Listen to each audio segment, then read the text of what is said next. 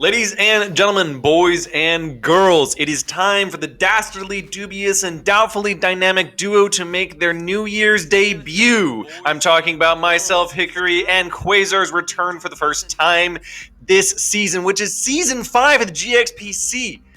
We have a matchup in week 2. I think it's the beginning of week 2, since it is only Tuesday, is it not? Between FSG Eternity and NFG Esports. Quasars, hello. Hello. How are you doing? I'm actually kind of nervous, real talk, but other than that, I'm pretty okay. How are you? What is there to be nervous about? Well, it's my first time streaming in Season 5, obviously.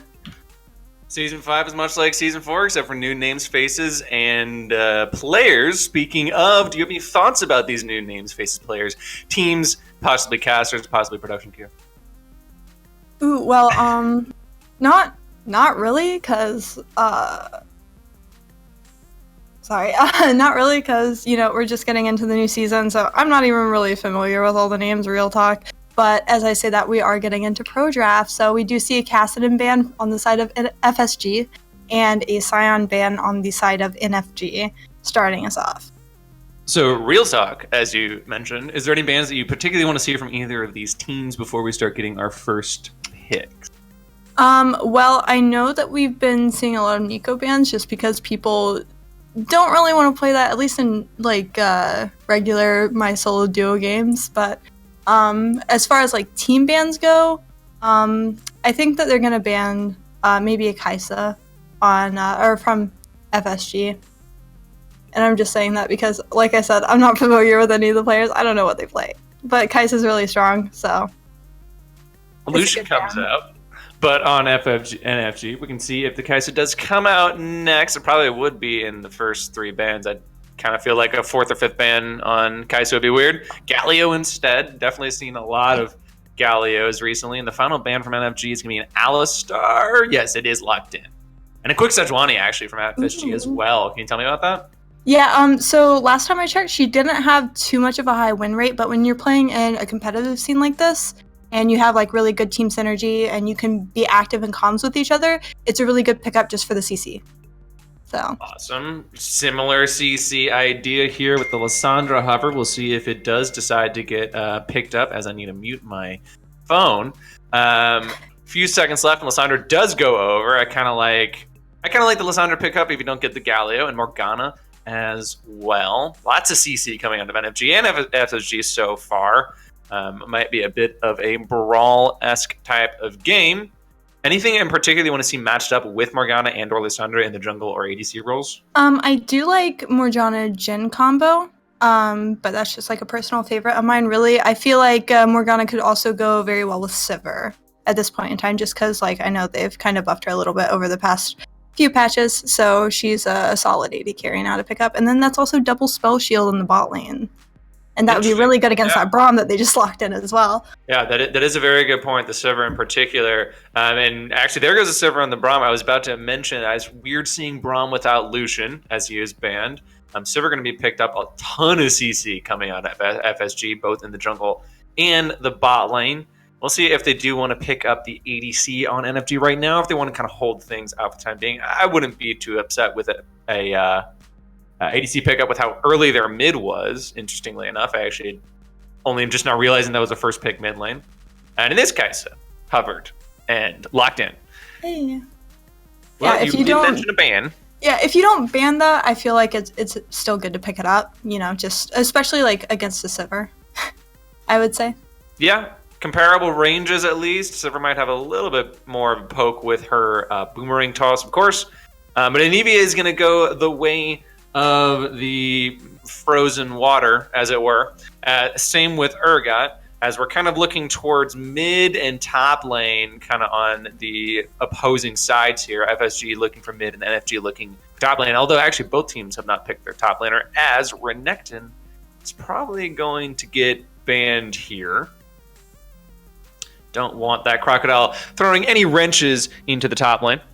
And what do you think the last bans from FSG is going to be? They still don't know the jungle or the top lane. I wouldn't be surprised to see them throw a jungle ban out at this point. Maybe someone with a lot of roam potential. I can English. So maybe a Warwicker, maybe a Rengar ban Xin Zhao as well. It was what I was about to say as they lock that in.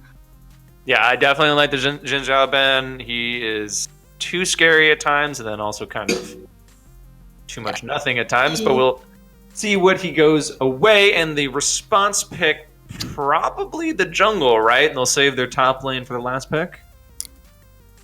Ooh, I like the Poppy. Real talk. But it's not going to be. Never talk about the hovers, as Rengar is going to be the pick from NFG, and they are going to wait on their top lane. Still potentially could be Poppy, of course. Decent amount of CC. You know, actually a lot. I really like the Black Shield with Rengar in particular. Yeah. And the biggest counter, of course, to Rengar is just don't get hit by him and CC him. And when he's got a fancy little spell shield on him, it's kind of hard for him to not get on top of you, especially with Lissandra trying to take you down as well. Aatrox in the top lane, definitely a very bruisery team fighty kind of game we're shaking up to have. And then the final mid lane pick from FSG to match up to this Lissandra, which now that I mentioned that could definitely be a Lissandra top, especially with how early it was picked, is going to potentially be anything on your mind, Boysars? Honestly, I would like to see a tank come out. Ooh, okay. We see the Ahri.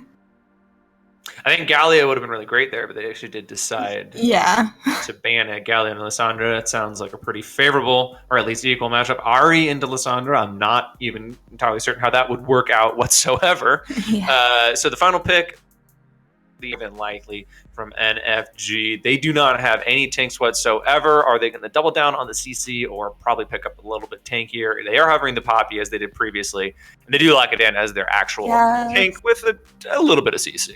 That makes me so happy. NFG really did need a really strong tank, and I do like the Poppy pickup, as I mentioned earlier when they hovered it. I think she's just a really good all-around tanky top laner.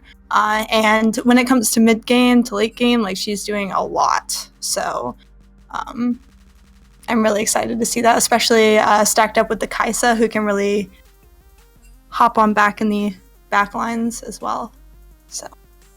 So we do have a few moments to probably roll through a few things because we need to actually draft and then get a few timers. So now that we know these team compositions, and that would be on FSG and Aatrox, Sejuani, Ahri, Sivir, Braum, and NFG would have a Poppy, Rengar, Lissandra, Kaisa, Morgana. How do you think these kind of two team compositions stack up into each other, and who, I hate to say it, but, one draft, who got a better kind of deal here? Well, as you said, like, both team comps kind of have a decent amount of CC, and we are seeing a tank come out on both sides as well. And both the Lissandra and the Aatrox have sustained from their ulti / I believe that's still his passive. So I think all around it's kind of even. It just would depend more on how they go to team fight in the mid game and how their laning goes early on as well. You had mentioned something about Aatrox, and I kind of missed it. You were talking about his passive. Can you repeat that? Sorry. Whichever one gives him all that health back is basically his guardian angel. I don't know if it's his passive or his ulti. His ultimate. Yeah, there we go. See, they changed him. I can't remember what they changed. I don't play Passive him, is a really big auto attack, basically. After a few seconds, it does a bunch of damage. And I think he also just has a lot of, in his kit, passive lifesteal on top of it. I actually like Aatrox Lotties. I think he's very, very fun. The one thing that I worry about is that, at least in my perspective, he starts to fall off, especially when someone like Poppy becomes extremely tanky. Yeah. So you mentioned a lot of team fighting, and I do foresee a lot of team fighting as well. But Aatrox is a lot trickier to team fight with later in the game than a basically unkillable Poppy. But we'll see how it goes. So Quasars, I feel like I haven't seen you in a very long time. Is there anything that you're excited for about this season in particular? Anything that you feel like, any grudges that potentially weren't cleared up from season 4? Honestly, I really want to see everybody get along, of course, because last season we did have a few arguments between teams over some stuff that we should like leave in the past. But as far as like going into the season to see the matchups, we did bring in a whole bunch of new teams, so I'm excited to see them play and see how they do against our old teams like Schism and White Lotus, for example. Some of them had very strong rosters upon sign up, so I'm excited to see them go against some of the stronger teams that we have from last season as well. Yeah, it's pretty cool. You mentioned how many teams there are. We're now in division play, which is a very interesting kind of way of thinking about it. Rather than just kind of running through a round robin, you are in a actual round robin of a division, and you can probably hone in a little bit more on a smaller kind of team pool and a player pool, and kind of really understand who you're playing against and get better kind of information, as opposed to just like, I'm going to play someone at some point this season. Mm-hmm. I feel like it might make it a little bit more, not necessarily competitive, but like give the teams a lot more time to kind of prepare, which is always really, really important, and something that kind of from a StarCraft background, I find very, very cool when you can see that someone is very clearly knows what they're going to do against a particular opponent, as opposed to just any opponent. Right. I do want to take a really quick break, however, and break in our conversation, that is, to mention to everyone that you should vote on who you believe is going to win this match. I am going to get Quasar's information on what she thinks who is going to win, but before that, in the chat, go ahead and please vote for who you think will win before the game starts. You actually have plenty of time, but I want you to do it before the game starts because you don't have any bias. That you can potentially win fabulous prizes like a new Fiat provided by Skyson. It will be driven to your door by him by probably the Friday following the championship at the end of the season, if you win enough matches. Now, make sure to vote. We will understand who is voting for whom. It'll be very interesting to see what the chat is for. But Quasars, who are you behind in this series? What do you think the score is going to be based just off the players, the teams, and this one draft? Well, these are two returning teams from past season. So based off of like what we saw last season and what we saw during their first games of this season, I do feel like NFG has a bit of a stronger roster against FSG, so I'm kind of leaning more towards NFG for this series, but I think it's going to go 2-1 rather than a 2-0. So you're thinking 2-1 NFG, if Right. I just repeat that. So I don't think you ever mentioned where you thought this game was going, though. This particular game, I think that NFG has it. Just because they have the Kaisa and the Rengar that one-shots people mid-game, and then they have Aatrox who falls off on FSG's side, Ari who's squishy, Sivers who's squishy, and I don't think, if they can pick off the right players on FSG's team, then I think that, they'll be able to win most of their team fights. Awesome. Okay, so that would be an NFG win, FSG win, then NFG win for the series. I hope all of you have voted properly based on Quasar's prediction. As our color caster, she probably has a better idea than the peanut gallery does. Definitely a better idea than I do. I never say my predictions because they're always wrong until I change them at the very end, and then no one knows that it was wrong whatsoever. And I say, oh yeah, of course I knew that they were going to win. Why else would I have said that? But like I said, don't forget to put your votes in. Questions. Give me last kind of thoughts before the game begins. Nope, not really. Sorry, I'm boring. There's that. Okay, that kind of derailed me a little bit. Thank you for the final thoughts, Quasars. I want to see a very good bloody match here. I actually really do love Aatrox. Only briefly mentioned it. He's a very, very fun champion to watch and play. I'm going to be looking to that top lane a lot, especially before Poppy gets too tanky. But from the production crew, we want to say stay right there because we have a quick commercial break. See you guys soon. Own and operate Games XP in Decorah, Iowa. Games XP is a geek paradise. We carry everything from Pong and Atari all the way to Xbox One and PS4, and all the games that would go with those consoles as well. We also carry a ton of movies. We have handheld games. We have Magic the Gathering, Yu-Gi-Oh!, Pokemon. We have D&D and Pathfinder. We carry Warhammer 40K. We have a vintage Star Wars selection. This place is great. My wife and I have had 6 kids, and they are so much fun to work with here at the store. They run the store as much as I do. And we now repair cell phones, game consoles, computers, and small electronics. Our store is instant fun. Not only is there cool music and cool stuff to look at, but we have a game room that is so much fun. It's free to play, and you just plug in your game system and enjoy life. The GXPC motto is bringing joy to people's lives through our products, people, and a place to play. So you have got to come to Decorah, Iowa, and check out GXPC and experience this geek gaming paradise.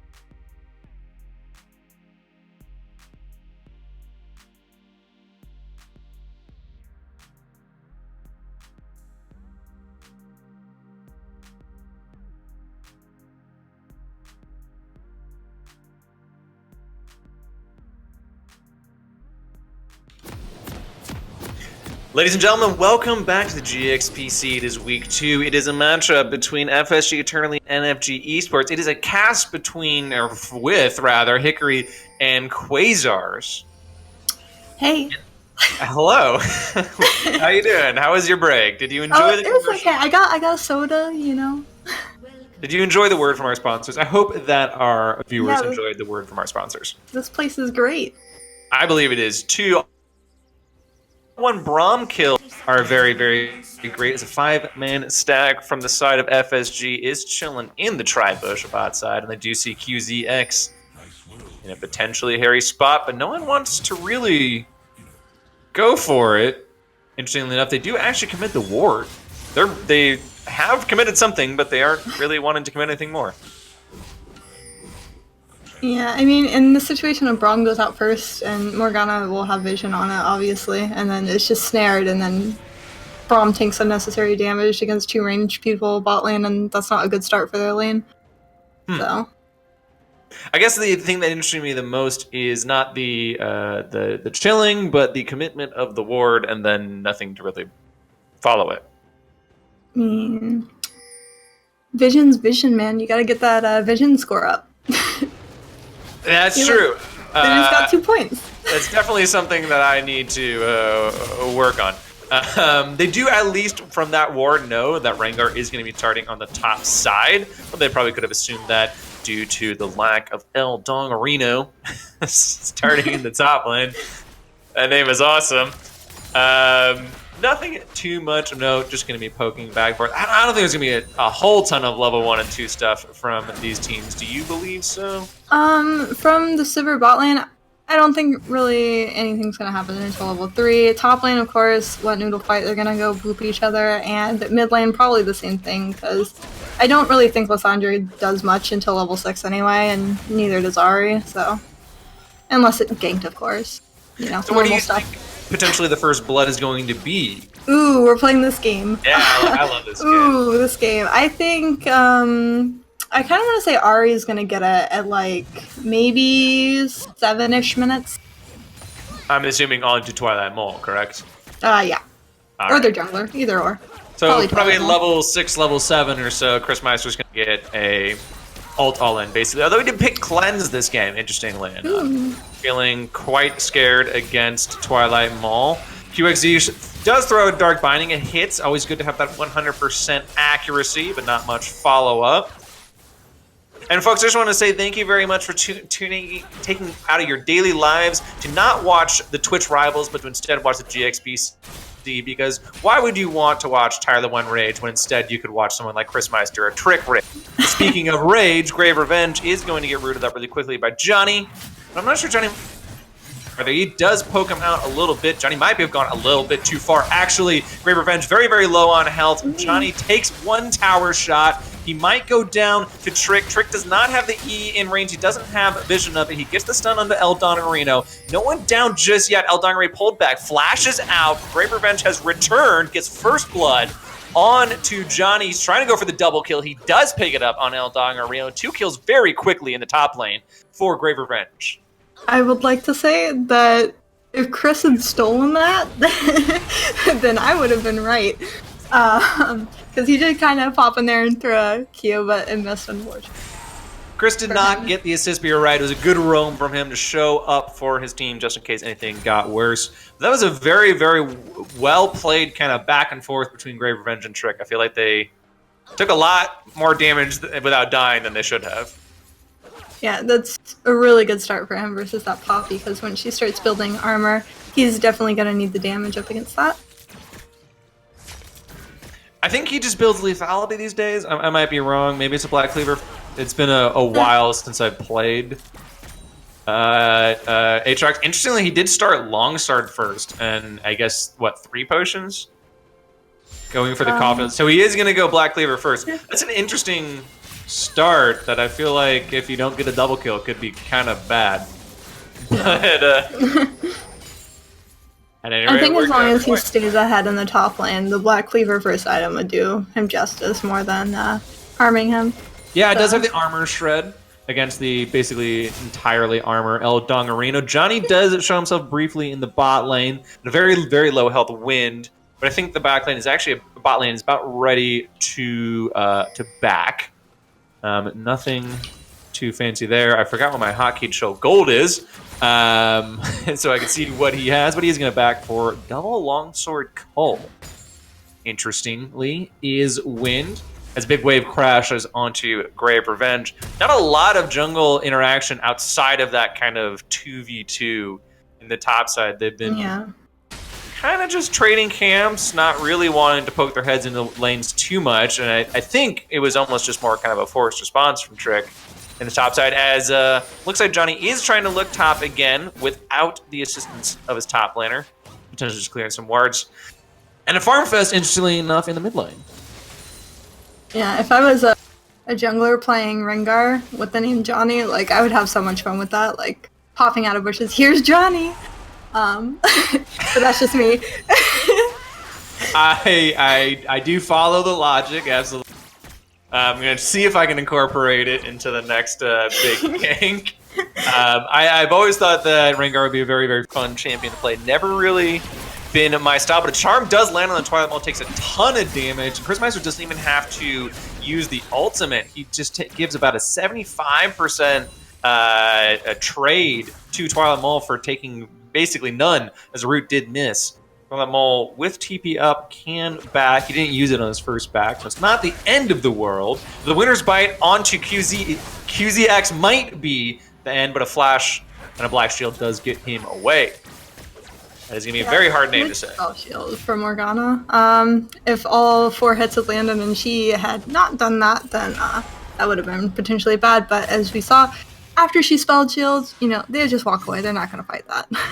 Does the 4th stack for Sejuani, if you use the active E and Morgana has a Black Shield, does the 4th stack go away, or does it just kind of reset and you have the cooldown on E? So I think unless they try to permafrost Morgana, then it just stays there.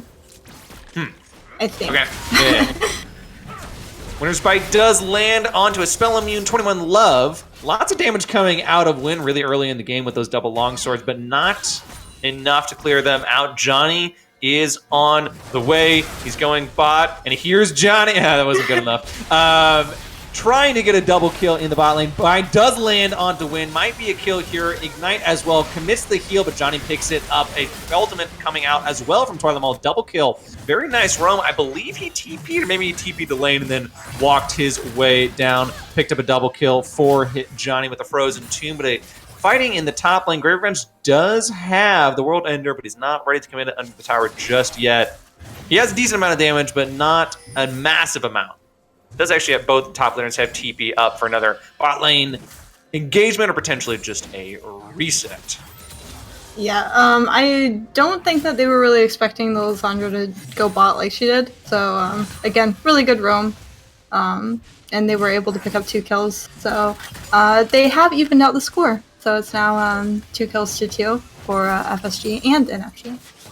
Also even out the gold a little bit, as CS across the board is pretty equal outside of Johnny and Trick. A lot of gold going to Johnny right now. But team gold is pretty much equivalent. And Charm does land on a Prismeister, and another great trade with the Electrocute proc down to 50% health. And he's Twilight Maul, he's going to have to back off of that. It looks like they want to stack up in this bush here, but I'm pretty sure Morgana saw that. Yeah, Johnny sitting in the bot lane. He's trying to get another kill here. We'll see if QCX can hit the binding. Looks like Wynn's trying to clear this wave out as fast as he can. He might be sniffing this out, but not a lot of vision for the bot side of Wind. And Fat Cow is apparently his name that I just read, is the support. Johnny isn't going to commit. He just wants to back it out. Does have a lot of gold in his pocket right now, as I think he's only backed 1 time. Finishes his full jungle item in his second back. And Wind and Fat Cow are looking still in the bot lane, but they really do not have very much vision outside of their defensive tri-bush. Yeah, we do see like a control ward upriver a little bit, but that's only really going to help them if Lissandra decides to roam, because Rengar does have a pathway that kind of avoids that, and he can go towards top side, or not, sorry, top side, but towards red side, bot lane, bush, and go through Pink there. actually was replaced as Trick wants to make it into the mid lane. I think Twilight Mole should have an easy way out, but it was Trick's Pink ward that he put on the top side Pixel Bush instead, meaning that entrance for Johnny is even larger that you just mentioned, as he's literally going to walk where that ward just was. Johnny's looking for Trick, but it might be a little bit too tanky of a Boar Rider for the time being. Twilight does have his flashback up. Johnny is in the mid lane. Spirits Rush tries to get away. Cleanse and Flash. Another Spirits Rush, and the miss charm might be just enough as Fat Cow gets away. Ari is such a slippery champion to get away from, but Johnny does clear it out with a long-range jump, binding onto Fat Cow. Johnny might be in a little trouble here. He does not have Flash. He might be out of this. Trick wants to turn this around, and actually Twilight Mole wants to go in as well. He does not have Entombment. Great French actually walked his way bot lane. So has El Dongarino. Neither of them used TP. Now there's basically a 5-man bot on both teams. But with 1 man down on the side of FSG, this might be pretty bad. NFG is starting to kind of really want to turn it back around onto them. El Dongarino stepping up. But it might just be a reset for both teams. 1-0 for the side of NFG. Yeah, and again, gold is pretty much even, and now NFG is up a kill. I would like to point out that we're seeing some really good roams from FSG here. Even though, like, you know, they're slightly losing the team fights, the roams are helping them out a lot. So kudos to the communication on their part. Yeah, and even with that extra roaming, they're still pretty equal in CS in most lanes, as a Mountain Dragon does go their way from the extra pressure they had in the bot lane. I believe El Dongarino did stay bot with a pretty massive wave pushed up. He pushed it up, it looks like, and then made his way down all the way bot. Pretty nice wave control from the roaming Poppy. He was only 5 CS ahead. There is a bit of a discrepancy here in the mid lane. Probably going to lead Johnny to a return gang of Meister, who does not have his Flash, remember. Yeah, and things might be calming down a little bit. Yeah, we don't really see any vision towards mid lane on bot side for Meister. It's mostly all the river control is on the Lysandra, or coming from the Lysandra into that bot side. So any ganks coming from Johnny from the bot side into mid lane would be a little bit problematic for Meister. How about Johnny ganking Grave Revenge from the bot side? As Johnny does make his way up to the 2-0 Aatrox, flash away from Grave Revenge, but it's not going to be enough. He might give it over. He does actually give it over to El Dongarino. A nice shutdown for the soon-to-be very, very tanky Poppy. They're going to push the wave in and clear things out. There actually was a ward that he walked over, but unfortunately, it was just not enough time for Grave Revenge. He does have his TP. He can get back. But a little bit of tower damage will come from... And we do see Sejuani rotating up as well. So Poppy's going to be forced to back off this tower. Yeah, absolutely. Trek does push him away. Does not want to go any farther. And it actually looks like Fat Cow and Wind are getting some deep wards on the bot side. That vision control that they have been lacking is finally starting to take shape, as they have 3, 4, even 5 wards on the bot side of the map, which will eventually help Chris Meister as well with those Johnny ganks that you had mentioned. But I think we're kind of relying on our junglers right now for some action. Doesn't look like the laners want to kind of duke it out too much. Yeah, I think that they're all kind of in the position where, like, hey, we should just wait for our jungler and kind of like farm it out, try to get ahead if we can in CS. But everyone's pretty much even. So... yeah, there is starting to be a little bit of a lead for Win, which kind of potentially gave them that ability to roam to get some wards out. But not a massive one. Not a massive one in really any lanes. Unfortunately, actually, Aatrox, who was given the 2 kills, only has a small lead and is not extending it very much. Grave Revenge might need to be bullying El Dongarino a little bit more, as Sivir and Wave Clear name a more iconic duo, potentially Nick and Production Failures. I'm just kidding. But Grave Revenge really does... I like I said, I like Aatrox. I want to see him a lot, but I'm not seeing a whole lot outside of that level 3-2 awesomeness. The double kill, that is... El Dongarino is actually feeling pretty confident against him right now. I don't think he's backed in a while, so he's going to be extra tanky the next time. And Trick is going to be making his way to the top lane. I do believe that Glacial Prison is up. Oh, wow. Eldar Arena totally sniffed that out. Without a single ward, he backs himself off and is very, very confident in his 1v2 ability, which means that Johnny, who's completely on a bunch of wards, are going to go bot lane. Yeah, and I would like to point out that both bot sides are kind of trying to clear up that bottom side vision control that the other team has. But Johnny's just walking over a pink ward right now. Yeah, it seems like everyone kind of knows where the vision is, but can't necessarily do too much about it because I'm only seeing 4 pink wards in the entire game right now. Potentially a couple extra 75 gold could give you a good return, as Johnny actually is clearing out quite a lot. His vision score is very, very strong. He had a very, very early sweeper. He might have even started with sweeper. I'm not exactly certain, as Trick was able to sneak the Rift Herald not only from the side of NFG, but from me as well with my God's Eye view. I was unable to notice that he got a very, very well timed from Trick. A nice objective. It's the first neutral objective that they are able to pick up. Gold's still very even, though. Yeah, we do see that Johnny's kind of trying to do a little bit of an invade. He has Morgana with him. So it looks like they're trying to go behind the bot lane here and make something happen, but ultimately decide to back off and go to mid lane, who's now pushing forward. Christmaster is pretty far up, but he does have everything back online. Unfortunately, that flash window was not capitalized on by Kara and Johnny. Potentially, Grave Revenge wants to go in here. He does not get bashed into the wall. He does still have the World Ender. He's a little bit low on health on Eldong Arena. The chains will pull back. He's incredibly low on the fully tank Poppy. As the second Mountain Drake is probably going to go the way of NFG. I don't think there's anything that will stop it.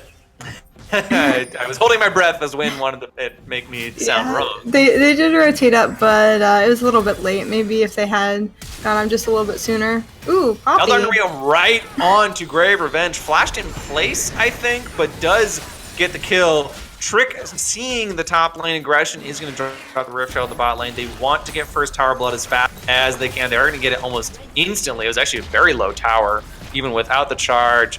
And Johnny is looking around. He doesn't really want to commit yet because his bot lane is pretty far away. Eldar might be able to return the favor, though, as only 500 gold, now 0 gold, set the two teams apart.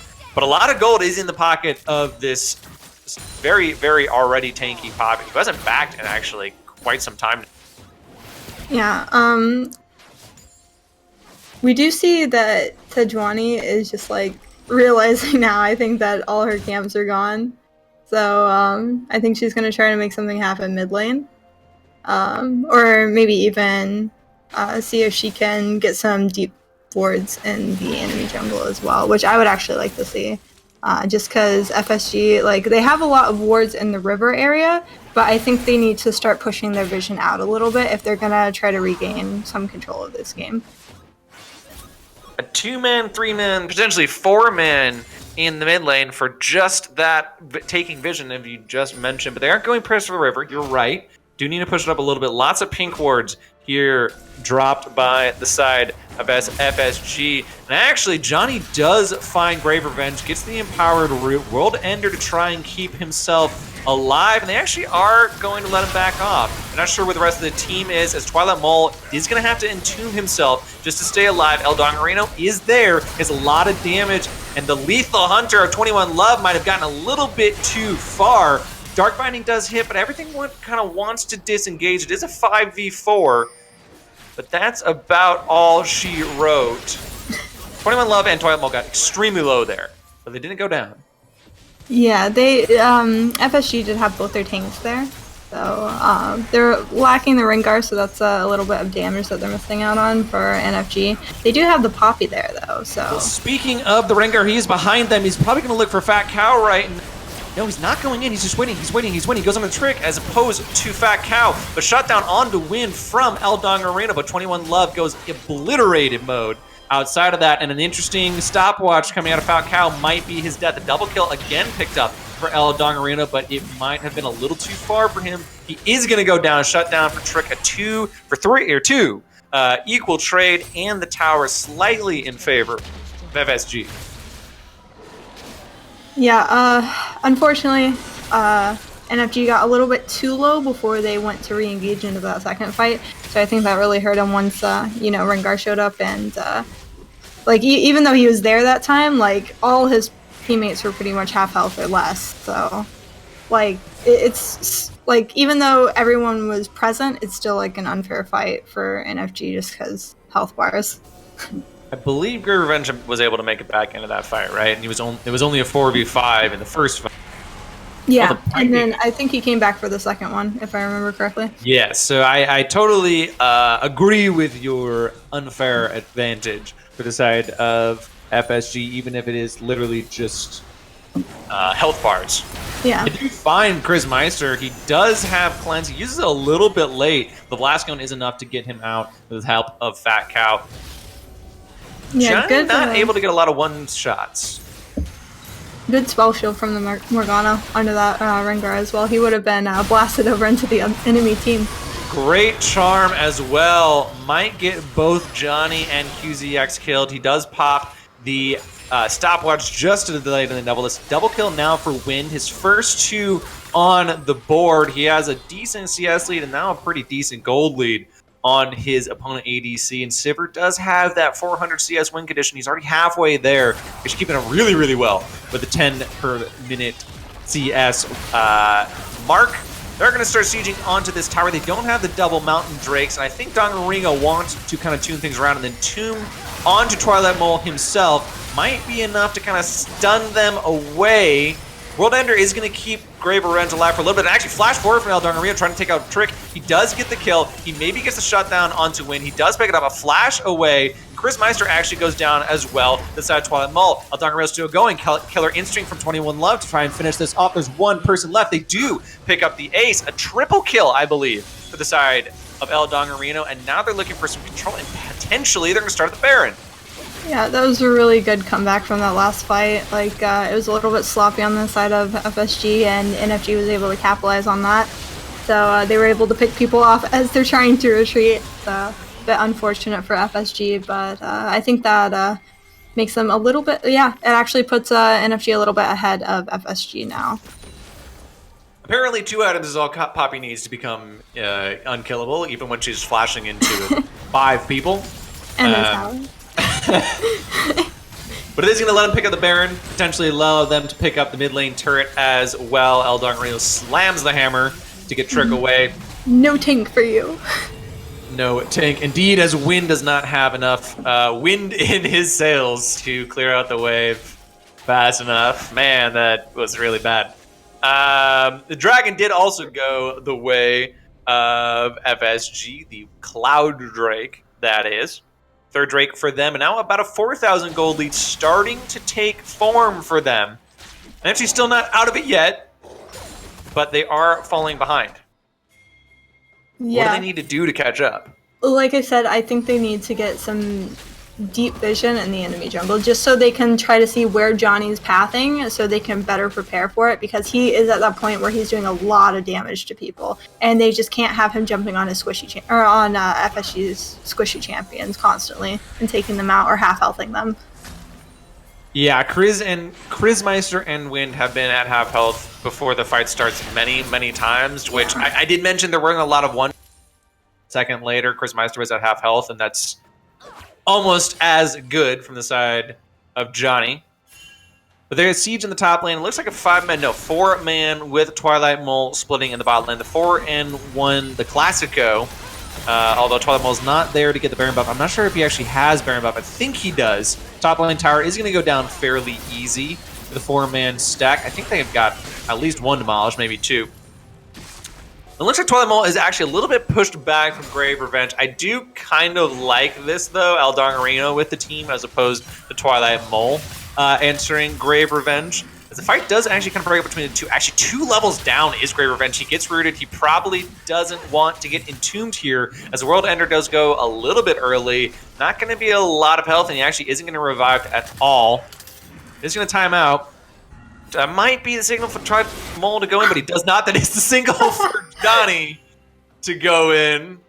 Pretty easy kill, picked up him 4th for the game. I'm noticing that El Diarino is at 7 of 13 kills, 8 of 13 kill participation. The guy's actually an absolute unit this game. The bot lane tower does go down. They're looking to get up the tier 2 as well, as Baron does have just a few more moments on it, potentially this wave, maybe the last one. El Diarino slams the hammer. Keeper's verdict does only get one person away, though. As Journey kind of looking for it. Here's El Dongarino as well. He's really big, but he might not be that big. Lots of CC coming in. There's a TP from Twilight Mole as well to help his team out. Baron Buff's going to be turning off here pretty soon, so it might have been a bit of a preemptive TP. The Siege might go down here sooner rather than later. Still only 2 items. Win makes this wave clear pretty hard, but that's a very, very low QZX. And it looks like Chris Meister kind of wants it, but the Spirits... the Spirit Rush is enough to get him away. And the 2 are just kind of duking it out, but no one really wants to go in just yet. Yeah. Both teams are going to reset. Yeah, NFG definitely needed to reset there. Like, personally, I would have had, or I would have like told my team like, hey, we should back away a little bit sooner than that, just because almost everybody at that point was half health, and on FSG, everybody was pretty much full health, and you don't want to fight them under tower when half your team is half dead. You know. Well, so, there's nothing wrong with being half dead as long as you're not full dead, right? Yeah, but still, just for like, you know, I still wouldn't. It's a higher risk of losing maybe that the team difference fight. between you and I. I think that 1% health is still alive, and I would dive under that tower as El Dongarina. And probably throw the game. I have Sejuani and Braum, who are both pretty beefy, and everybody's half health. Like, you get CC'd and you're dead. Well, if they don't die, a dragon is coming up in 1 minute, and Baron in a minute 30 after that. Fortunately, I can't see what the dragon is going to be, but hopefully it's going to be something fun like an Infernal Drake that people are going to fight over, as QZX is potentially looking to get a pick off here. Actually, the side of FSG is almost completely grouped up right now. Not a lot of control on the map. Zeldongarino is going to pull Grave Revenge apart from his team. That might be the go sign for the 4-man stack of NFG, but they are not going for it. I think they're just waiting for the Drake. Unless Johnny wants to make me a fool. I mean, if it's an Ocean Drake, that would be a really good pickup for NFG, seeing as they only have 1 tank. Yeah, absolutely. And it's always good for Johnny just to be moving faster and faster and faster and faster, as he has an incredible amount of CS, I'm noticing. He has so much gold. The Drake is alive. They probably are going to get it uncontested. It's an Ocean Drake, easy smite for Johnny without trick anywhere to be seen. Baron will be coming up here pretty soon, potentially after a reset from both teams. Decent warding from both sides, so we'll have to see how the dance of the Baron does play out. Do you like the dance of the Baron? Ooh, I actually... Sometimes, yes. Like, if there's a good fight, like, very back and forth, like, yes, give me that. If it's, like, really one-sided, then, you know, it's not as exciting, but... Well, it might be a little one-sided if Johnny is charmed out. He might get knocked up right into the air, and he is going to go down really easily for win. Chris Meister wants to continue this, a stopwatch to keep QZX alive a little bit longer, but it's going to be another kill picked up for Chris Meister. A double pretty easily. Baron sitting up for them. You said it wouldn't be very fun if it wasn't much of a dance, but that was not a lot of a dance at all. That was kind of Chris Meister getting his toes stepped on. I mean, sorry, it should be Johnny getting his toes stepped on for Chris Meister as a potentially easy Baron. But El Dongarino might want to keep his team alive. Keeper's verdict to knock away Fat Cow. And it looks like Brave Revenge is going to have to pop the World Ender. Almost instantly goes down. Not a very large heal from that. El Dongarino still alive. He's very, very tanky. The heal is popped for 21 love to keep everyone alive. And it looks like we are going to back it up. The potential for the Baron with the Johnny and QZX kill was saved. Their team is putting them on their back. Yeah, that was a good little poke fest from NFG to prevent them from getting Baron. 3 out of 5 of their teammates were pretty low. I wouldn't have done Baron either. especially with Johnny coming back up to potentially steal that from us. I think it's still kind of surprising how tanky El Dongarino is that he can just dive into 5 people and He's let spooky. 21 Love do his job. They're actually going to start the Baron right off of that as well. Win is really, really out of position, and so is Chris Meister. I don't think they're going to be able to get it. Kaisa is a absolute machine at taking Baron, especially with the double Mountain Drake. They pop it very, very rapidly, and they're not even going to get punished for it. Unfortunate for the side of FSG that they had such an opportunity, but NFG was able to kind of keep things controlled. The game, they've never really had a massive lead. They've never really been dominating, but they've really been controlling the pace of the game, really just kind of controlling FSG and making sure that their win is just getting closer and closer in their sights. Yeah, I do feel as though NFG is really pulled together just by looking at their games this in the beginning of the season. Like, it's such an improvement from last season. Yeah, but Johnny might be caught out a little bit here. We'll see if it's an improvement or not, as he does pull in El Dongarino. The hammer gets to knock away, I think it's Fat Cow for the 11th time, and actually his Grave Revenge. El Dongarino is so tanky that he can just keep walking into this, and so is QZX. He does, I think, have the stopwatch to keep himself alive, but Korn, Johnny might be down. Win does pick up a kill, but it's returned by El Dongarino. El Dongarino has done so much work. 21 Love does pick up a kill in the mid lane on Chris Meister. He gets a double kill, actually, with the Killer Instinct. El Dongarino is going to pick up his double kill again, flash onto him, but he gets the kill nonetheless. Almost an ace for the side of NFG. They are sieging onto the mid lane, and this may or may not be game, as Twilight Mole does want to finish things off. He's looking for the ace with El Dongarino. El Dongarino does smack Fat Cow into the ground. It is an ace, that is an inhibitor, and that's probably game 1 for NFG. Yeah, El Dongarino has definitely been doing work this game, and he's so tanky. He can just slide under 2 Nexus turrets and tank both of them at the same time and not even be phased by it. Like, that's insane. Yeah, he actually picks up a Locket of the Iron Solari, which is an interesting decision. But I kind of like it. It makes him just so, especially with the Gargoyle Stoneplate, so resistant, specifically, that no matter what you throw at him, he's just never going to go down. And he ended up the game at 10-2-1. I'm going to check out his damage, actually, because it was impressive how many fights he was in. He actually is the highest damage member on NFG at 15,800, and only the second highest in the game, only beaten by the Sivir played by Wind. Do you have any quick thoughts to kind of break down that game? Yikes. Well, yikes. It's a good quick thought. Yikes, that's a quick thought, yeah. Well, as we said earlier, like, the Aatrox does kind of start to fall off mid-game, and even though he got ahead early on, I don't think he was getting enough help from the Sejuani top lane to completely dominate that lane against Poppy. So I think, like, once we started hitting that mid-game and we started to see those roams, Poppy was just starting to take over, and there wasn't really much anyone could do about it. Like, they tried to CC her a couple times, but then, you know, they just get blown up by somebody else on their team, like the Ringard or the Kaisa, or even like a Morgana snare that would do like a quarter of their health. You know, so if you don't have anybody to contest the player that's doing the most, then, you know, that's pretty much a GG right there. Yeah, I absolutely agree. El Dongarino up the of that game. An impressive tank showing. We're going to have to see if there's any bans thrown his way, or maybe a little bit of different team play against the very strong top laner. But before that, we're going to kick it to a quick break, folks. Do not touch that browser. We'll see you in a few moments for game 2.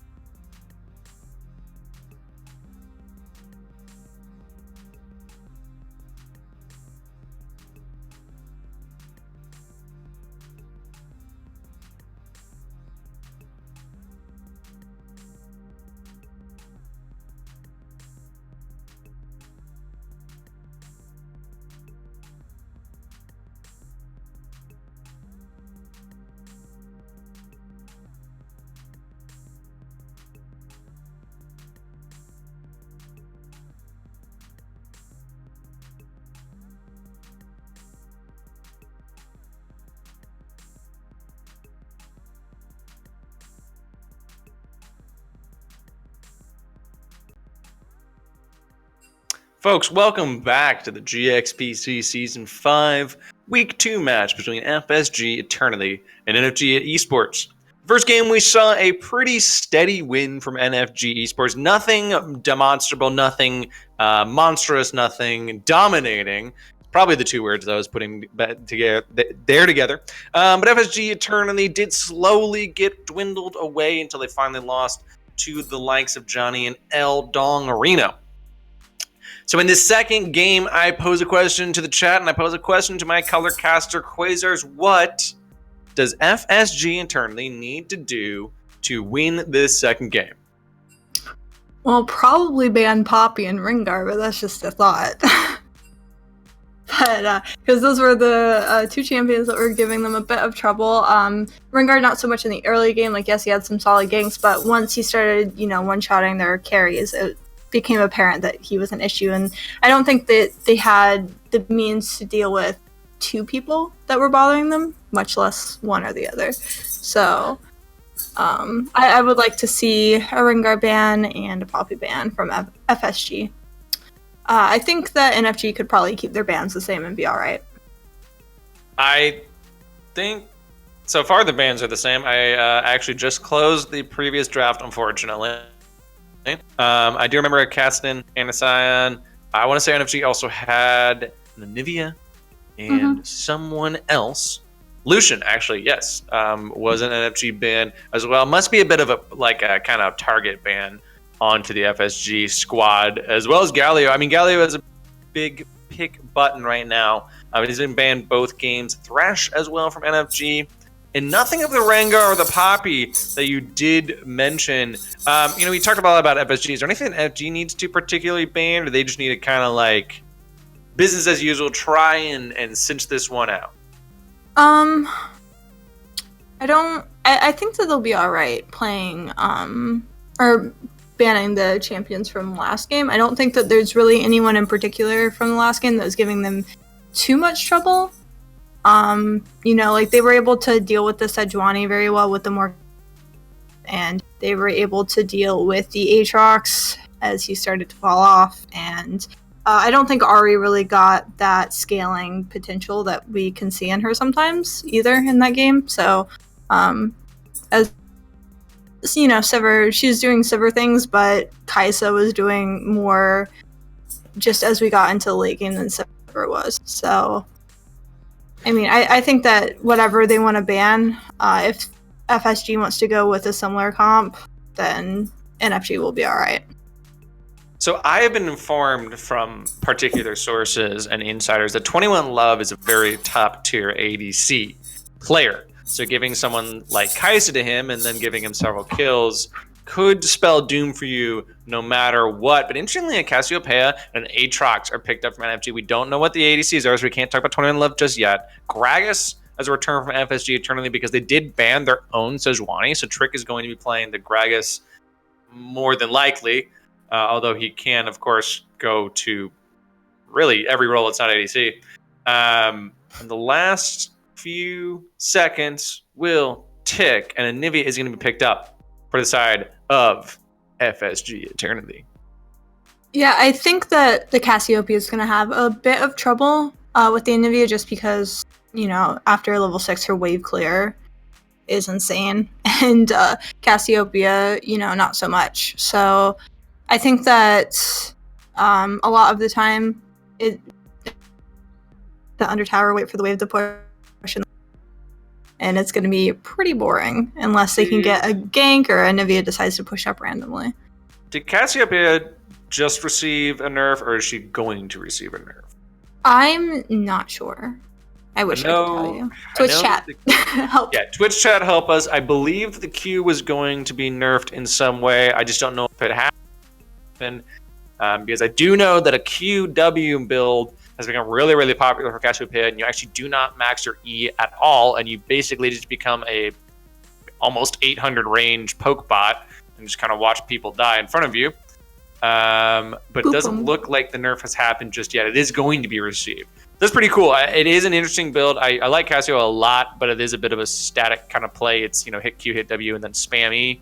So this is a different play style. We're going to have to see if the side of NFG can kind of adapt themselves to the newer Casio. I would hopefully assume that they are on the way of the new build, as Rengar and Jin Zhao are banned from FSG eternally, and Yasuo, Renekton, maybe Tin are banned from the side of NFG. There is a Rengar ban, but nothing on the side of like Poppy or I know Sion's banned for NFG, but no tanks from FSG like Sion or maybe Maokai or anything like that. So we did see El Dongarino really just smash on a tank champion.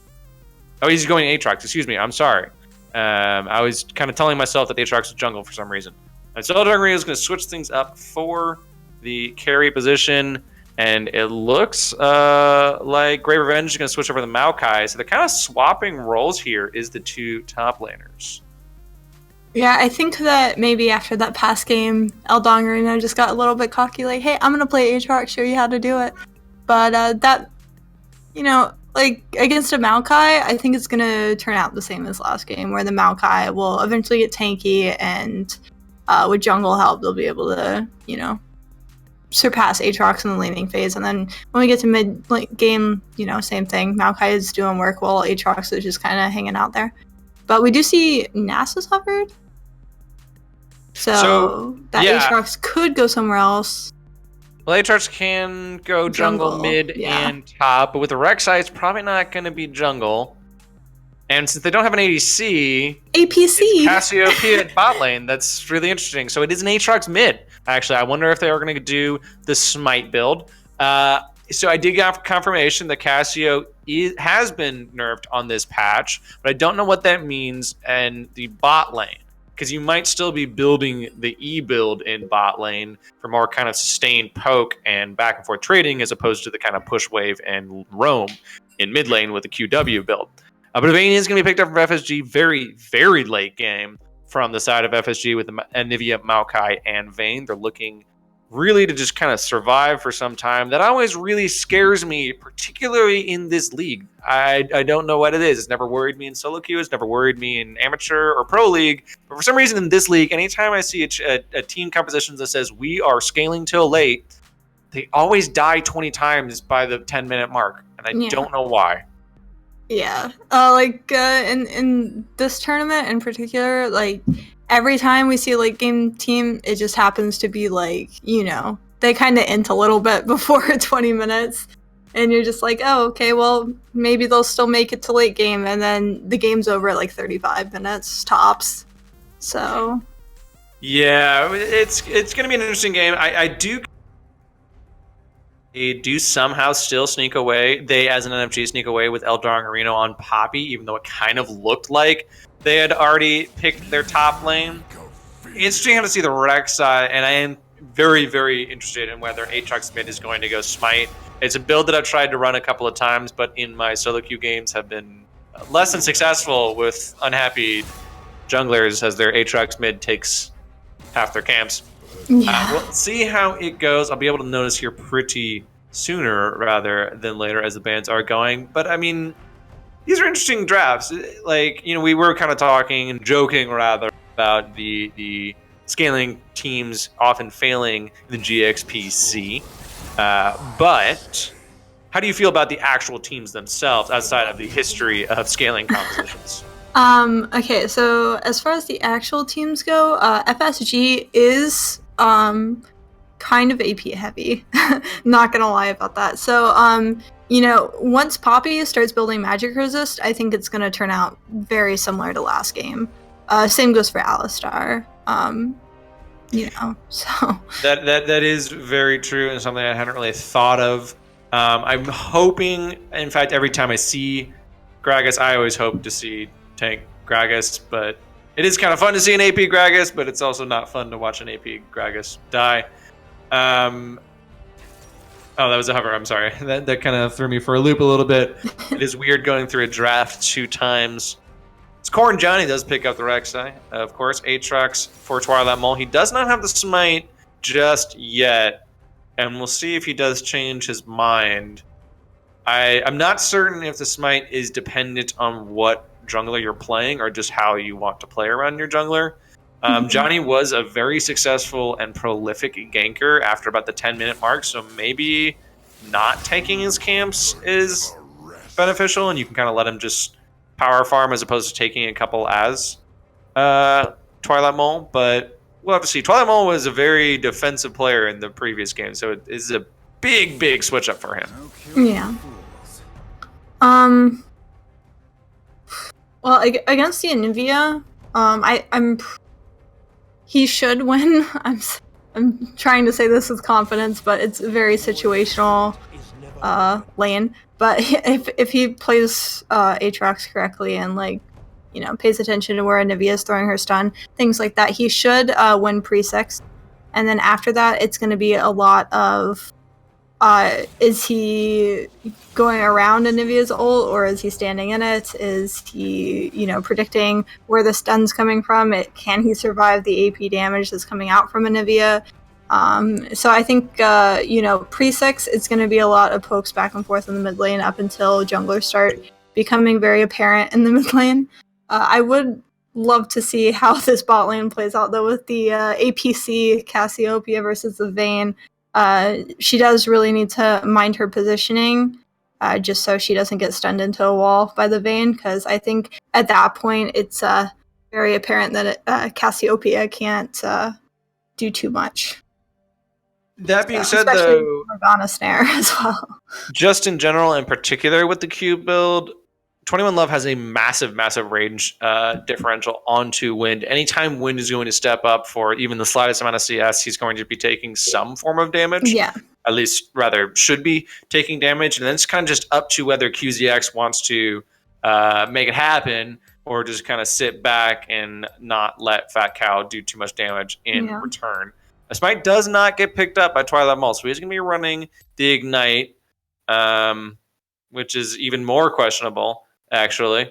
This is going to be an interesting game. And I do want to see it get late, because I do think, outside of kind of the Aatrox, these teams have a lot of potential in the late game. I mean, Cassiopeia becomes such a monster late. Obviously, Anivia and Vayne are very late game camp champions. So I do hope that while last game was a very interesting to watch brawl game, I would like to see these teams both pull out a little bit more slow playstyle and macro playstyle. Personally, I have not yet seen FSG Eternity in a really slow game.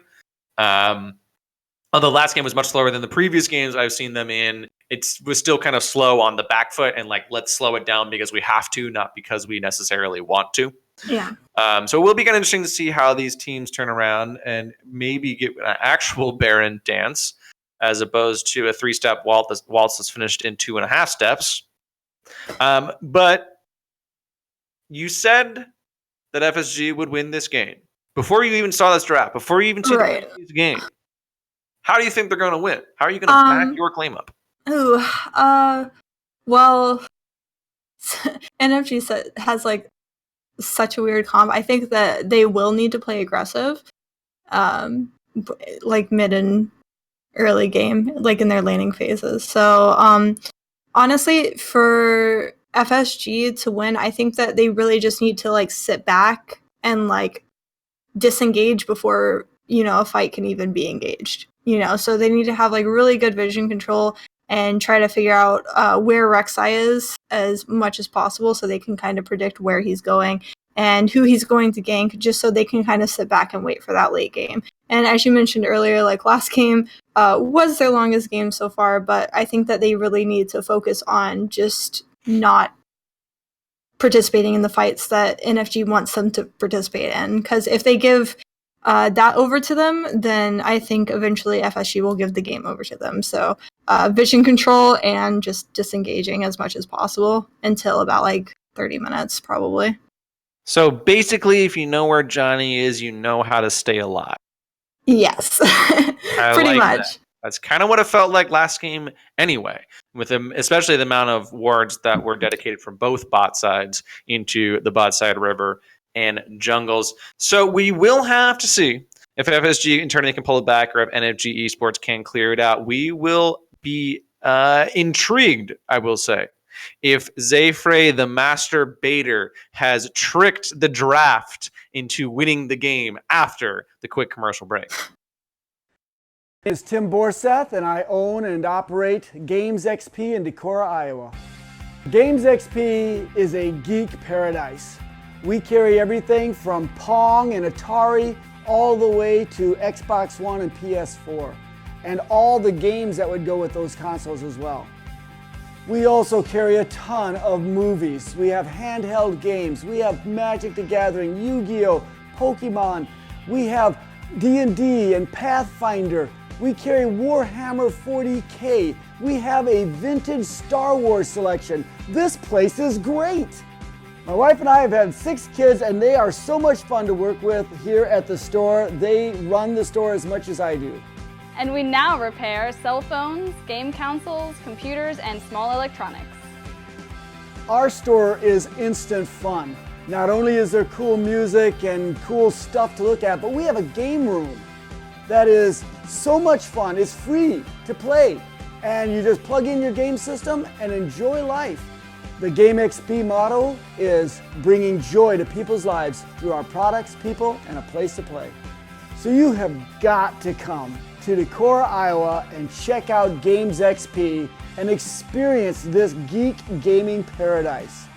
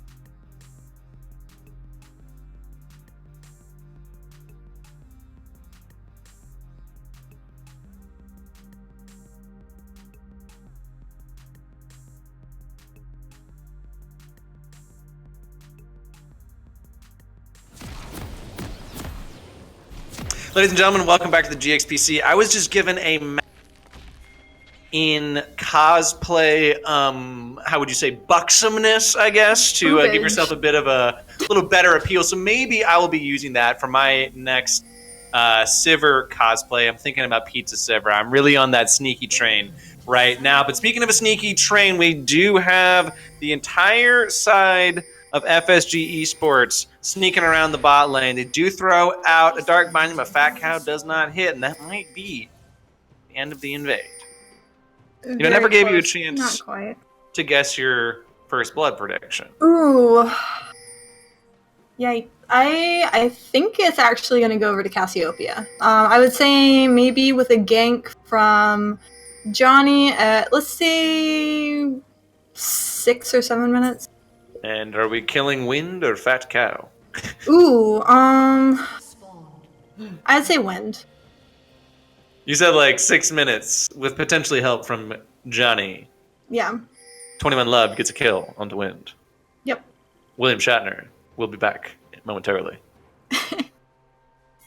Oh, that's the brand new Aatrox skin. Very, very cool. You can also, by the way, folks, buy a season pass basically to get a golden version of the Aatrox skin. It's only 1,800 coins or something like that. So basically, if you play a lot of League of Legends, I'm looking at you, Zayfrey, you will be able to earn this, what do they call it? Not ultimate, Prestige. Not prime, prestige skin. Thank you very much, Quasars, for the backup.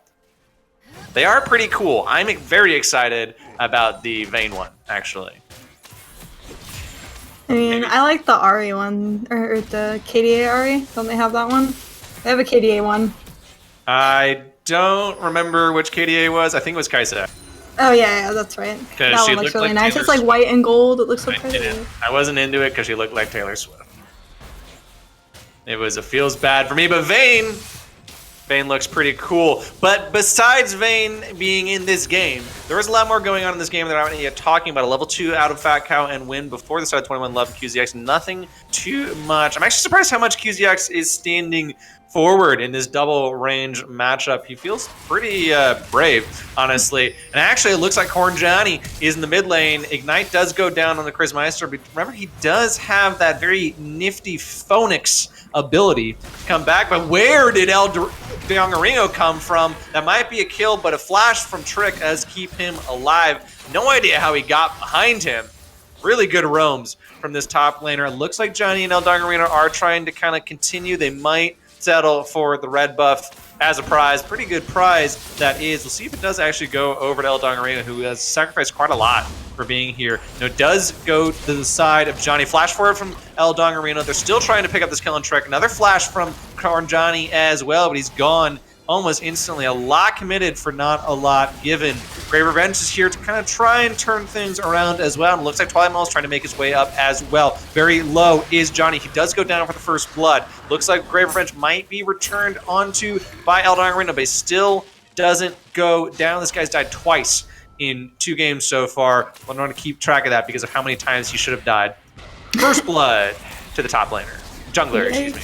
You know, I'm probably worse at the Guess the First Blood game than I am at actual League of Legends, so. I kind of dig that. For some reason, I just kind of like to see if anyone can guess it right, and then they get to win Do I basically win a prize? nothing. No, you win absolutely nothing, except for, I don't know, maybe I say it once on stream. But saying once on stream again is Johnny and Trick kind of looking. I think Johnny is going to be able to pick up the Scuttle Crab on the top side. This is actually the first Scuttle Crab, which is a very funny thing to mention at 4 minutes and 30, as the goalposts are hit by Fat Cow, but none of the champions are hit. The Dark Binding on the bot side and really early Black Shield. I feel like Fat Cow is very, very worried about an all-in from QZX. I was about to say, I don't think that Chris Meister came for the roam, so he did get an assist. So he's got a little bit of a CS lead in the mid lane here, but not too much except for a big wave in the top lane is going on currently. You gotta boot those minions, my dude. Don't clip that, please. I wasn't going to say anything. I was going to let it fly. Ocean Drake is going to be the first Drake of the game. Not the biggest contention, although I feel like El Dongarino and Grave Revenge will probably like it in their continuing Wet Noodle fights. Nice knock-up from the side of Twilight Maul, but not really too much going on. This is a really, really big wave for El Dongarino. He might be kind of looking here. He does have the Fancy Demolish, and a very, very low Grave Revenge does have Flash. We'll see. El Dongarino wants to stay. Yeah, I don't think that's he's got that. enough health to do the whole boop him under tower and flash away thing. So, and I'm pretty sure, yeah, his flash is on cooldown now anyway, so. Yeah, I think Grave Revenge is kind of comfortable here. He might down 10, but he should be okay. Speaking of CS, pretty even across the board, except for once again, Johnny has a pretty sizable lead this early on. He was able to pick up at least one Scuttle Crab and steal the enemy red buff. Once again, Johnny has had a very ambitious early gank that has, well, failed miserably. So we'll have to see if he can pull it back once again at about the 10 or so minute mark, which he did last game. Ancient Coin from Fat Cow and Morgana. What do you feel about that? Personally, if you feel like you're gonna be in a lane where you're gonna lose, I feel like Coin's a little bit better. But, or like if you're in a lane where your AD carry is having some issues as well, just because you can't really poke them if they're killing you. So, if you're in a, like, well, I personally probably would have gone Spell Thieves just because you're ranged against an Alistar, so you have, like, if he steps up and misplays something, you can get a few auto attacks on. So, but that's in, like, gold, because I'm trash at this game. So. Well, extra gold does make you slightly less trash at this game. He does have a bit of a gold lead. Actually, he's got a sizable gold lead at about 60 or so. I'm checking both of the support items. Not too bad from the differing opinions between Spell Thieves and Ancient Coin. Nice dodging around by Twilight Mole. I do want to point that out. He was getting a lot of damage onto the minion wave without taking any damage from Kriz Meister's Glacial Storm. Still a lot of back and forth. Actually, flash forward from QZX plus the Ignite is not going to be enough to pull out win, but they do blow the flash. Level 5, he's going to back. It's going to be the first back. It was actually a really nice back for the Lost Chapter for 21 Love and an all-in right after that. He just didn't have enough damage. Johnny is trying to find Trick here. Hopefully he doesn't get too caught out by Fat Cow roaming. Think that's about that. We'll see if Johnny wants to make it around. He does have the ultimate. Oh, almost snipes it. Out win. He does have the Void Rush. He gets it on to the win. Easy pickup for Johnny. They're going to try and get a second kill here on a Trick. Trick's very, very low. QZX does have his ultimate. He's very tanky with it. He does stay up. 21 Love getting a lot of damage. Picks up his own kill. First one of the game, but he might go down. Whoa, barely. Stays alive, but he flashed forward. Oh, no. And Fat Cow kills him with a Desecrated Soil, with a flash forward and heal, and I believe he committed the Petrifying Glaze as well. He was trying to all-in Fat Cow, but Fat Cow was feeling it. Fat Cow is flashed on by Johnny, and another kill. Eventually, a 1-for-3 trade, but maybe not necessarily necessary. That was a feels bad moment flashing into the Morgana Q, or a good prediction on Morgana's part, actually, because I'm pretty sure he flashed before. But, yeah, good trades. Unfortunately, for NFG, or sorry, FSG, that went in the favor of NFG. Ignite does go on to Kriz Meister, but he does have the passive to keep him alive. And back and forth between Eldongarino. Eldongarino really wants to go for this kill. We'll see if he gets it. He does have flashing. Flash on the wall. He's going to flash on the wall right now. And on to Grave Revenge. It's his first of the game. The explosive cast knocks him back, and he might actually go down to the 2-level down Trick. Trick is pretty low in levels, but pretty high in health. And he does smack Eldongarino for the return kill. 2 kills on the board for Trick. Very, very aggressive Poppy. It's kind of fun to see, honest. Yeah, unlucky that Trick was topside for that, but otherwise he probably would have gotten away with it, because Anivia doesn't look like she wants to roam anytime soon. Which is kind of interesting thing to say about Anivia, who can basically clear a wave in seconds. Yeah. But he is looking to get his tier stacked up. He's looking to probably go towards Rod of Ages as he pulls the Ion, I believe that's called right now. Catalyst of Ion is what I was trying to say. The Ocean Drake is going to be started up by Johnny. Let's see where Trick is. Trick is nowhere to be found, but I'm not sure that Rek'Sai has the best soloing ability, especially with Fat Cow kind of in the way. But Fat Cow doesn't actually want to scout it out, and it's going to be a free Drake picked up for the side of Johnny. I was mentioning it is pretty nice for the top laners earlier. Now Eldongarino in his constant trading against Grave Revenge will get a little bit more health back as he's starting to increase his CS and gold lead as well. Ooh. Did Grave Revenge get an assist on Eldongarino's kill, or was that assist from the early kill onto Johnny? I think that was from the early kill on Johnny. Ah, that's a little unfortunate. Yeah, Grave Revenge, I don't think was really trying to poke Dongarino. I think he just kind of tried to run away and didn't succeed at it. And we see a pause. Yeah, interestingly, the pause is a minute in, and I don't remember seeing a pause before that. I think, unfortunately, El Dongarino is going to having some connection and or PC issues. We don't want such an aggressive tank to be diving in if he's going to be DCing. But how do you feel about the state of the game so far? It's pretty even. Little bit of a lead on the side of NFG. Yeah, I do think that FSG is doing a little bit better about, rotating top lane, trying to kill Dongarino for stepping up a little bit too far.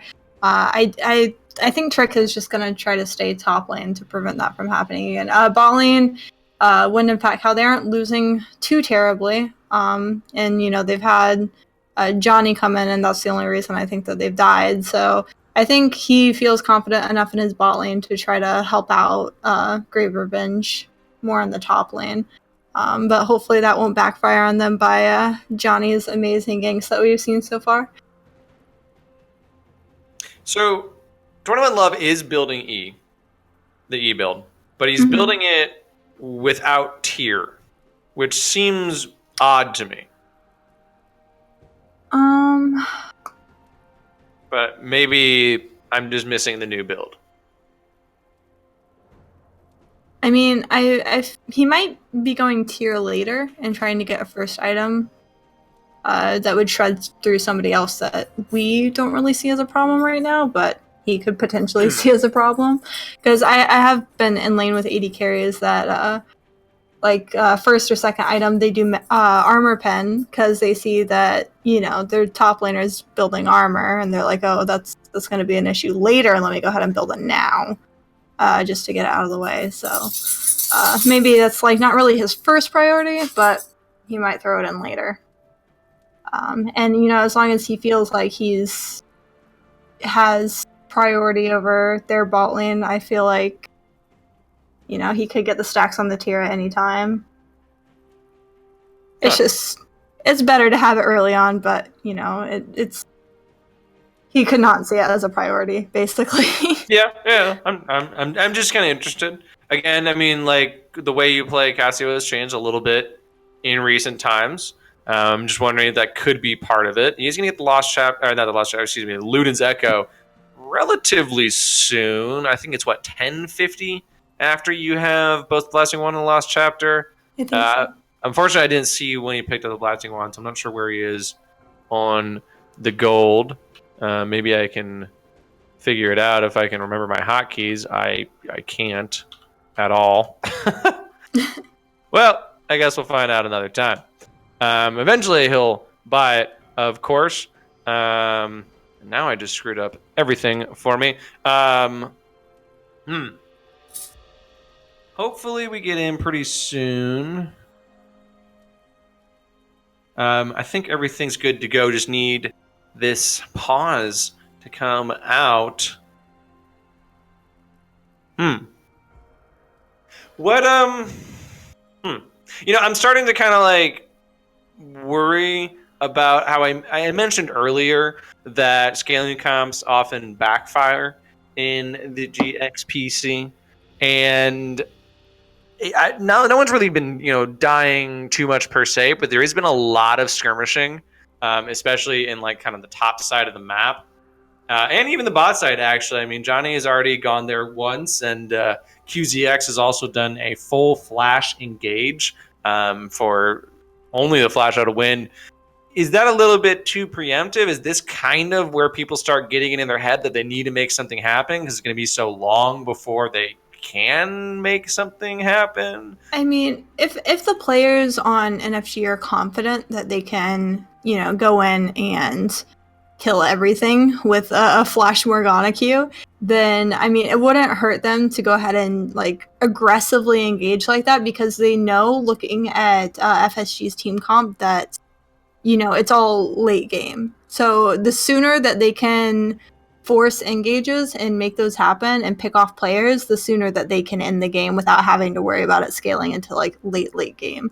So I think that NFG, as long as they execute it properly, being overly aggressive wouldn't really hurt them. because, like I said, team comp on the side of FSG, so, forcing those and getting those players down as quickly as possible, like, it would benefit them, even if, they get a couple kills on NFG. I don't think that it would make the early game too difficult for NFG to come back from by giving up a couple kills. Okay. No, I'm just kind of interested. I mean, it is a bit of a joke, but I do really legitimately see a lot of late game compositions get really aggressive early game and then kind of, I don't want to say throw, but just not do too successfully.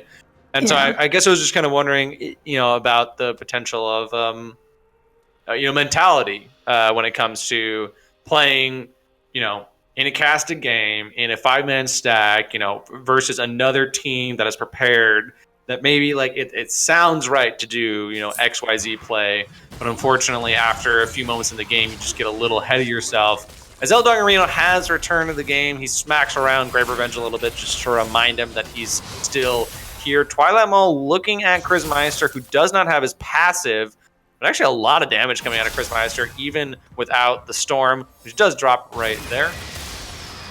Nothing just yet. Trick's kind of hovering in the kind of top mid side.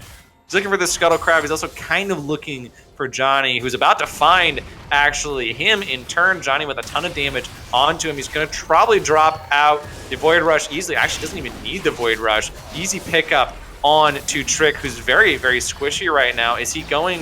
He is going AP. No wonder he gets a 1-2 punch from the side of Johnny, who is now looking at a really, really early Rift Herald. Yeah. Actually, it might be another fight in the mid lane, but I'm not sure the Darken Blade is able to cut down this Frozen Bird. Definitely Rift Herald, though, going over to the side of NFG. They booped it. It was one of the I think the only neutral objective that they missed last game, but a neutral objective is not QZX, who is very out of position here, but it might actually be Fat Cow who's out of position. TP's coming in from potentially Chrismeister, maybe Grave Revenge. It is Grave Revenge and Chrismeister coming now at the same time. Grave Revenge is there first, gets a kill on 21 Love pretty easily. Chrismeister picks up a kill at QZX, an easy double execution for the side of FSG with really no reaction coming out of the rest of the team. Yeah, unfortunately for NFG, that was just poor positioning, and they happened to get caught out there, and with that ward that I don't believe they had vision on, allowing 2 players to teleport in rather than just one, that's a bit unfortunate, but I don't think that they'll be able to get too much, maybe 1 tick of this tower. A little bit of damage coming out of Eldongarino. Don't want to leave him be. Wow, the last shot almost enough to pick out Fat Cow. Johnny really wanting to turn things around as well. He did not use the Void Rush last fight on Trick, but I think that's about all she wrote. The Darkened Blade once again smacking on a Chrismeister in the mid lane, but just not really able to complete the deal many times. He does not have World Ender, and a fight might be breaking out, a return fight in the bot lane, but maybe just some damage on to the tower, some gold in the pockets of the bot lane, who was just smacked down pretty unceremoniously. Yeah, they might be able to get this tower. Actually, it looks like Wind and Fat Cow are taking their time coming back down to bot lane. So either they're gonna end up with 1 tick left, or they're gonna get this. With the binding missing, they might be able to pick up the tower, and I think they are gonna get the first tower here fairly easily. It's checking the top lane to see how much. There's a lot of health for Grave Revenge to get through, unfortunately. And a pretty unanswered top lane tower as a very spotted out Trick is sitting near the mid lane. But otherwise, I think we're going to have to look for the next rotation, potentially a Dragon coming up in about a minute. We'll see what it is if the teams want to contest it. Last Dragon was just kind of freely given over to Johnny. Actually, it does look like QZX wants to set something up here. He does have Flash, he does have Ultimate, he does have Headbutt, Pulverize, but a lot of wave clear coming out of a dead 21 Love. Nothing. QZX does get caught out with a Void Rush on to Fat Cow. He's going to be able to pick him up for Johnny. Twilight Mole does pick up a kill in the mid lane as well. The bot lane is still dueling in the bot side of the map. I think Johnny might go down, but the Headbutt Pulverize might be enough. A double kill for the side of Johnny. Twilight Maul does go down. He gets a little bit aggressive on the passive Meister, and all the while, Great Revenge has been smacking away at this top lane tower. A more or less equal trade, 2-3 goes to the side of NFG. Still smacking away in the tower is Great Revenge. I think Eldon is going to be able to block this out. He is able to keep his tower alive for now. Lots of fighting, but not a lot of control from either team. But speaking of control, we do see a lot of control wards down towards Dragon on the side of NFG, which they're trying to get right now, but I think Morgana realized something was up, and they're sending Gragas and Vayne down to contest that. So it will ultimately be a 3v3 if they do decide to fight that, but it looks like they're just backing off right now. Q is going back to base, maybe to buy a couple items. But it looks like they're starting to clear out those the control wards, and the bot side. The Rift Child is popped in kind of the mid lane. I think it was about to time out. We just had to use it. Unfortunately, it's not going to get a ton of damage. It might not even really get much damage at all, as it gets one smack off into the tower, which is about half health. Top laners still smacking around each other. I'm not sure Eldon is a person you want to smack around with. He charges into the wall, smashing Great Revenge into an easy stump. Great Revenge actually wants to turn it back around. I'm not sure he really has enough damage. Two of them just kind of bonk, bonk, bonk back and forth. Spectre's Cow keeping Eldon Reno pretty healthy for the time being, and he might wait for the kind of next rotation of cooldowns to see if he can go on to Great Revenge. Once again, Great Revenge does have his flash. Eldon Reno does not, so we'll see if he goes for it. He's extremely aggressive, so I am keeping my eyes up here. Ooh, the root does not go, but out of nowhere comes Wind. Might be a pretty easy kill picked up for the Vayne, and it is going to go over to him. First on the board, very, very simply. Nice rotation from the ADC of FSG, but he might have left his support kind of out to dry. He does get Hepa pulverized in the middle of the lane. Ignite drops onto him, probably going to go down to QZX, as Johnny was able to solo the Mountain Drake as well. A lot better map play from the side of NFG, despite the loss of the top laner. Yeah, at first, I completely forgot what Maokai did, other than, being a tree. I would like to point out that now, remembering what he does, that I think that's a really good does want to get a kill on a Trick once again. 3 and 4 is Trick. Unfortunately, it's extremely squishy with this AP build. Sorry to cut you off, but I think another fight is brewing in the mid lane. Maybe not, as Johnny just wants to collect his prize and back off. I'm sorry, you were saying about Maokai. Yeah, so he's been putting his saplings in the bushes. So if Eldon Reno decides to, stun him up against a wall, they exchange damage, whether or not he's stunned. Oh yeah, it does a lot more damage in the bush. Right. I think the Spectre's Cow should help. He also has Mercury's Tread as well, and Johnny has also found, it looks like, Great Revenge, who's not very tanky with the Spectre's Cow, but the binding does land onto Johnny, but it might have just been Fat Cow getting himself stuck. It looks like both teams are going to kind of walk it out here pretty schmeazily. Lots of pings going down around the mid lane, though, from Meister and company. They might be wanting to get this tower out and trying to still kind of keep track of Johnny, as you mentioned. They should have a somewhat decent idea of where he is, which should allow them to get this tier 1 in the mid lane. But unfortunately, that is only the second tower they are picking up. And now about 3,000 to 2,500 gold down. A decent lead for the side of NFG. Yeah, and they actually are starting to put down some vision up on top side, because they see that Baron's about to come up. So I want to see if they're prepping for that, and at any point, if they lose a team fight, they can see what is going on over there. And it looks like NFG might start clearing that out, as it looks like they just spotted a couple wards. Yeah, basically the moment you mentioned the wards, it was a cast a curse for the side of FSG. They're going to lose a lot of their wards there. QZX does actually get some deep ones, but this is probably going to clear it out pretty easily. You're right, setting up for Baron is both teams, but still probably going to be a little bit away. Mountain Drake will help the side of NFG a little bit, but maybe not that much. TP from Eldon Reno extremely deep, but here comes Wind, picks up a pretty easy kill. Actually, Meister gets the credit. Might have left Wind out to dry, as Johnny does pick up a kill, dominating on to Wind. He might get another pit kill on to Trick as well. Actually, it looks like they're going to back it up. QZX getting very low as their main tank. Finally, 21 Love comes into the fight. He's doing a lot of damage. Where is the stun? He does get it. He gets a kill on Chris Meister. He does not get a kill on Fat Cow. It actually goes El Dongarino, and it's shut down onto Johnny. But unfortunately, the shutdown of 1,000 gold goes to Wind.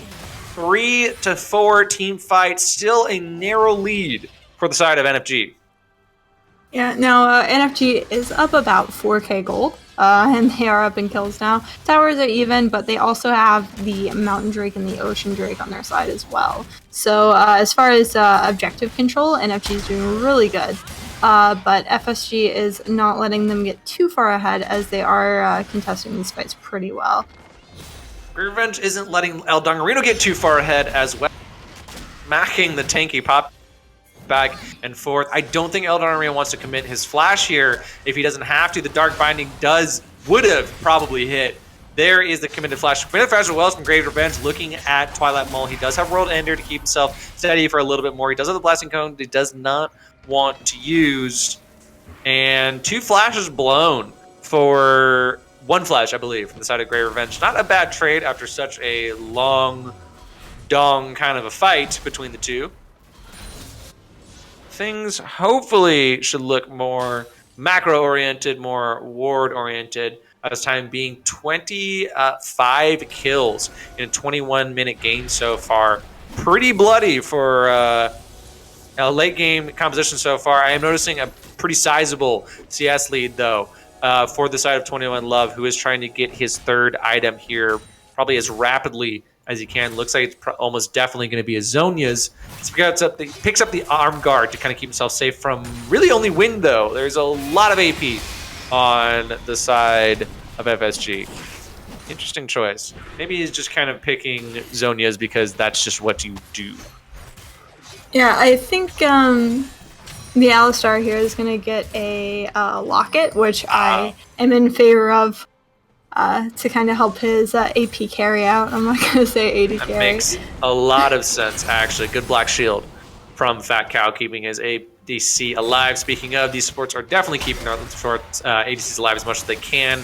The Darken really trying to smack around a pretty tanky Grave Revenge, but here comes El Dongarino to kind of turn things around. I'm not sure Nega's Grab is going to be just enough. It might actually have been enough, but now the Dark Blade knock-up, 1 knock-up, and 2 knock-up, plus the root. Knock away, actually, into the tower. Lots of knocks. Not a lot of knockers left, though, for El Dongarino, as he is going to be down. Another kill picked up for Wind. Now 2, 3, and 4, slowly getting his way to his 2nd item. And here comes Johnny on to Chris Meister. Might be a pretty easy pickup. Does commit the ultimate onto Chris Meister to get the kill very easily, actually, as the Ocean Drake is spawning. Should be the 3rd Drake in a row for the side of FSG and NFG, excuse me. And as I said, it's actually the 7th Drake in a row for them. They picked up all 4 of the previous match. A lot of great neutral control from this team. The only thing they've missed so far is 1 Rift Herald in the previous game. Yeah, they're definitely doing better this season at map control than they were last season, which kudos to them for. I think I pointed it out with them more times than not that they just don't have very good map control or lane control either, but this season they've definitely begun to prove me wrong about any doubts that I had about, it being the same as last season. Absolutely. Very good warding, very good map control, rotations. I would hope that Daddy Zayfrey is a little bit yelling at them for the lack of pink wards for basically the entirety of the series, but despite that, they've had really good map control, and they are going to start at the Baron because of it. Only Grave Revenge is here right now. Archer's Glory was oddly picked up, or popped, I believe. Maybe that was just an audio clip that I heard. And I think the teams are going to back this off. Like, pretty easily scouted out by the side of FSG. Yeah, if I think that if Kyo just left Trick alone, they probably wouldn't have found out until like a little bit later, but we did see him pop a control ward over the pit, so I'm not sure if that went down before or after the little engage from Q. Yeah, definitely an odd place for an Alistar standing just cuz. Yeah. Might have gave them a little bit of a tip-off. They might have already been kind of sniffing it out. Either way, there was very literally no one else on the map. All members were completely out of vision.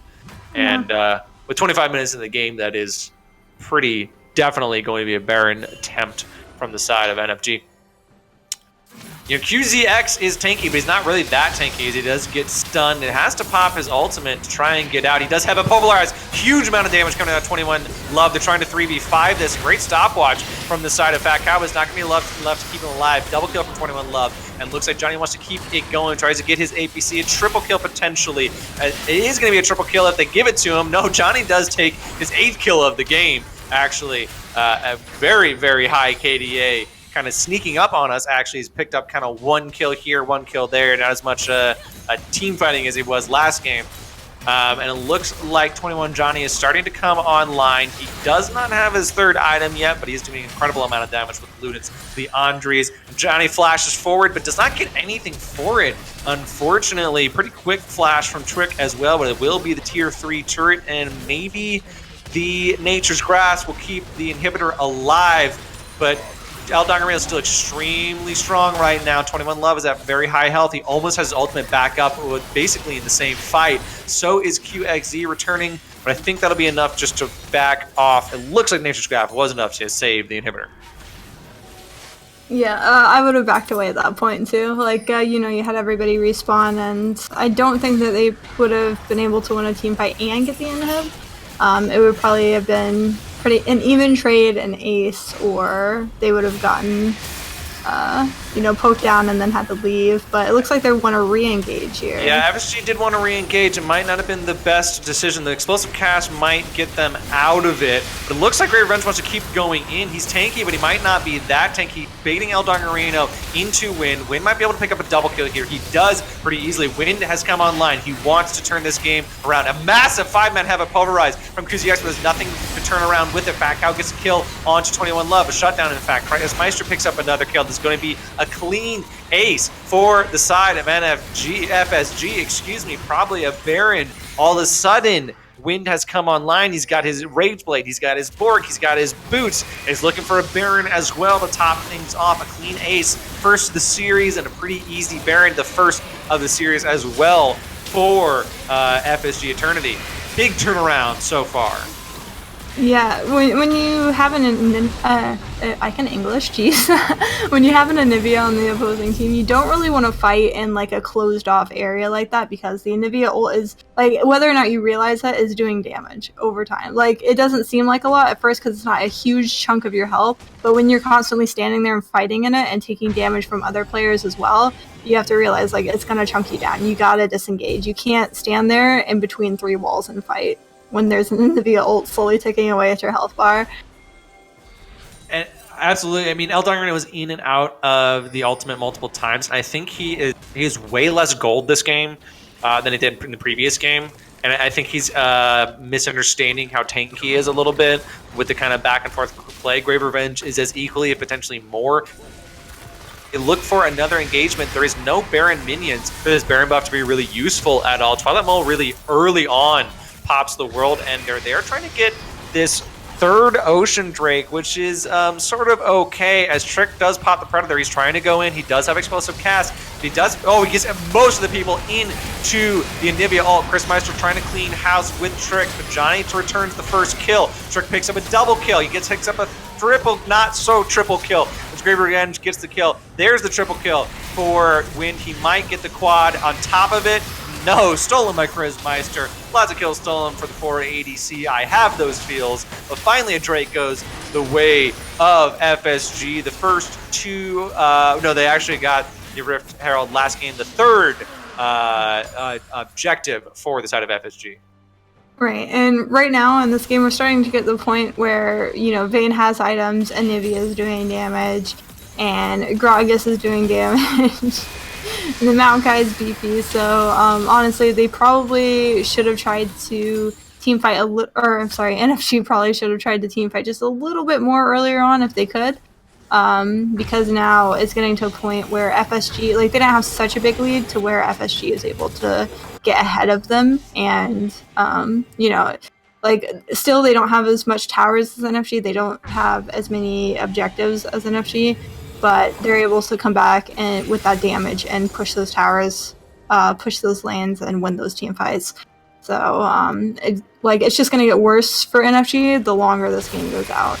And well, you know what's scarier than a Vayne nearly getting a pentakill with 2 items? Vayne that can free buy his 3rd item and get half of the next item with 1 back. So now a 3.5 item Vayne is a win, literally jumping 1.5 items in 1 back. Lots of gold was in his pocket, although I do definitely want to question the static shift above a rapid fire. But we'll have to see what decision-making is outside of that. Pickaxe kind of leads me to believe that he's going to go straight for an IE afterwards. Really definitely not feeling static shift, but we'll have to see how it goes from now on. Yeah, and it looks like FSG is just trying to clear some vision. So they have no sights on their own jungle, actually. Poor NFG. While we have a quick pause, I want to get a time. Never mind. Predator from Trick. As soon as the fighting ends, I want to get right now I want to get a time check from our production crew.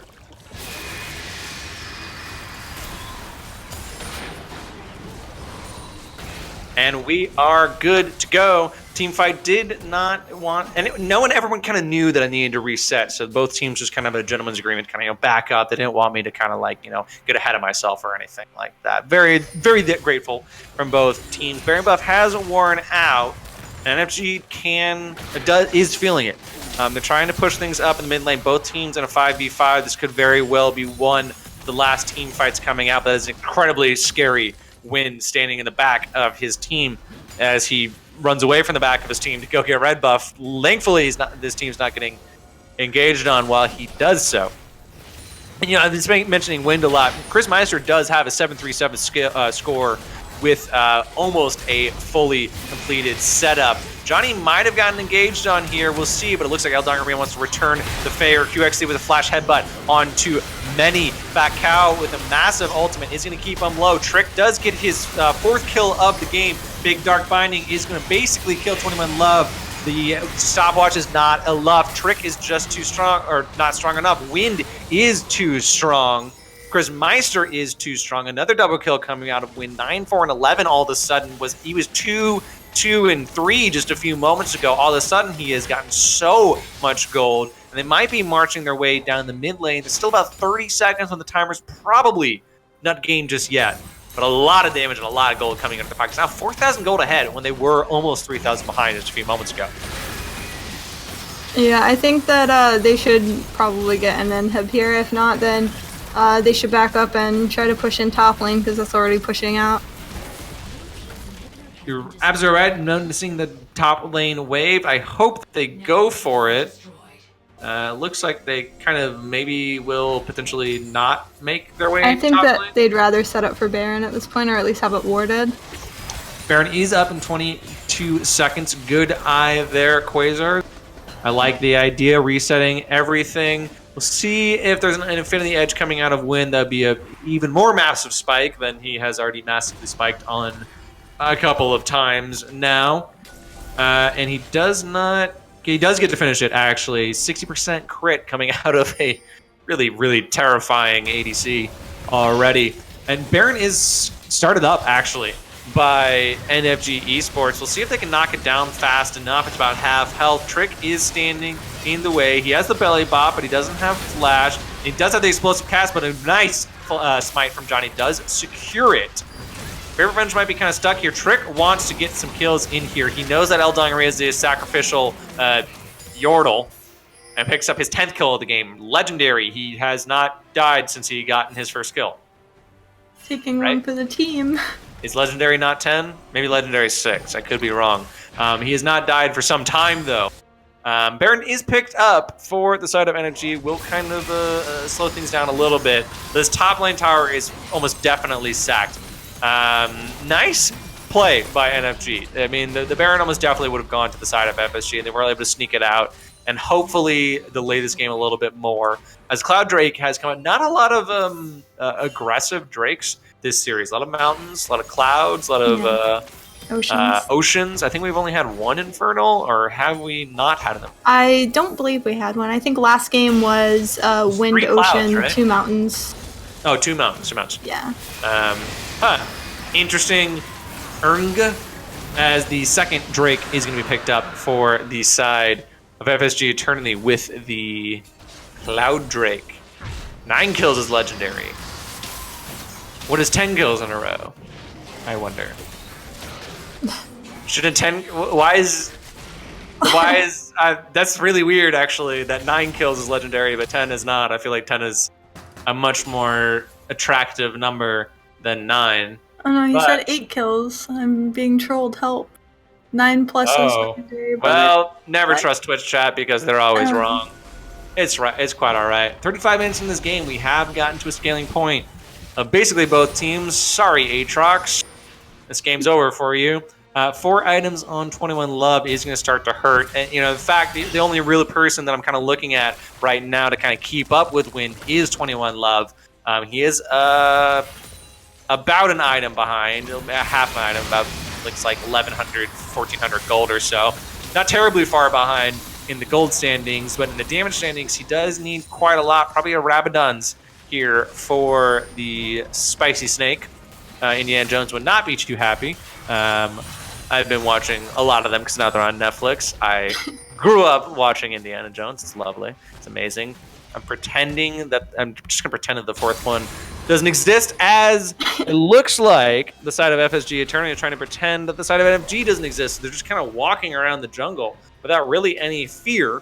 That being said, though, there's not really much coming up for the time being, except for a binding on a QZX. He is kind of tanky, but not that tanky. Keeper's Verdict does not hit anyone, actually. QZX is still behind enemy lines. Johnny trying to return things onto Trick. Oh, great stopwatch from Trick. Gets rid of the Void Rush. He does go down, though, eventually. Shut down in a very, very low Eldong Arena, but a massive ultimate from 21 Love. He wants to turn things around. He does not get a kill. In fact, it's actually Twilight who gets the kill. Twilight Mole is a little bit low, though, but 21 Love is still here. Still no kills for 21 Love, but massive stun from him on 3 or 4 members. Does keep the team alive. Flash from Johnny does get Fat Cow low enough to execute, but unfortunately, there is nothing on the map for them to take. They can potentially maybe take this mid lane inhibitor with 40-second timer on Chris Meister, but I'm not sure they're going to be able to do it with the low health bars. Great team fight coming out, safety team fight rather, coming out from NFG, but not really much come back from it aside of some gold and maybe a sneaky little inhibitor. Yeah, that's definitely what NFG needed, but again, if this game goes on for too much longer, then oh no!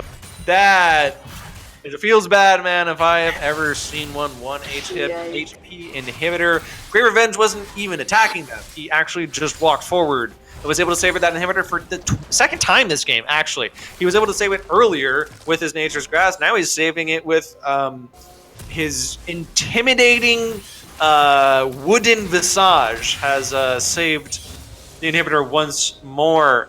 As Win now 11-5 and 12 is gunning for his final team fight. Has the QSS now to make sure that 21 Love doesn't do exactly what he just did in the previous team fight. Excuse me. Look at all that gold for Q.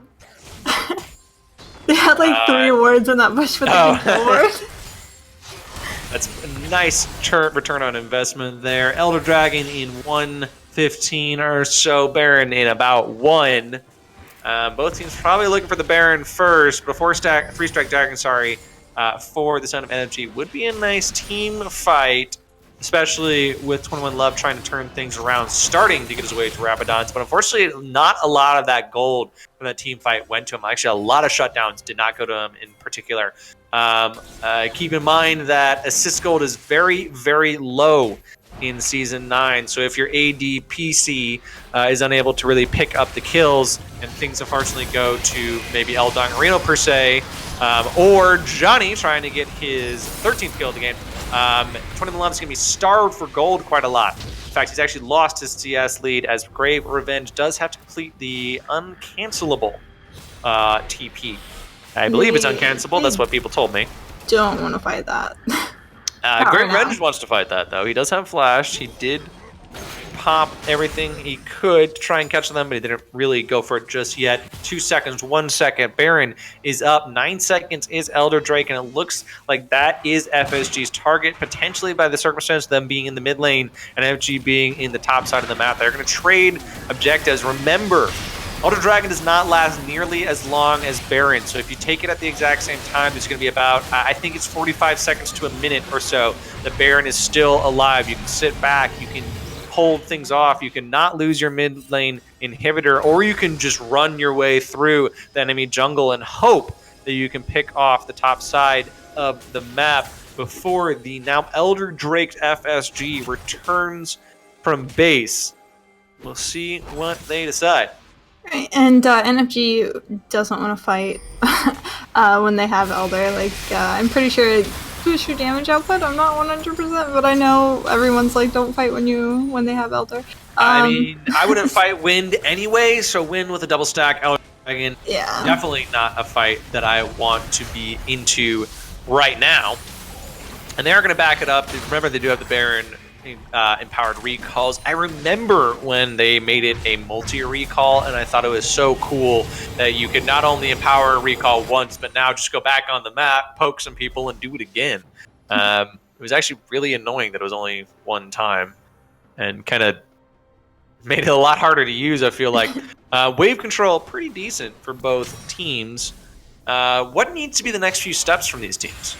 Okay, so let's see. For NFG, if they want to pull through in 2-0, then I think that they just need to really focus on picking off Wind and Chris Meister, and they need to not fight in the jungle as well. Like, they need to avoid getting into tight situations where Chris Meister can just ult and, you know, take half their health while his ult's going on.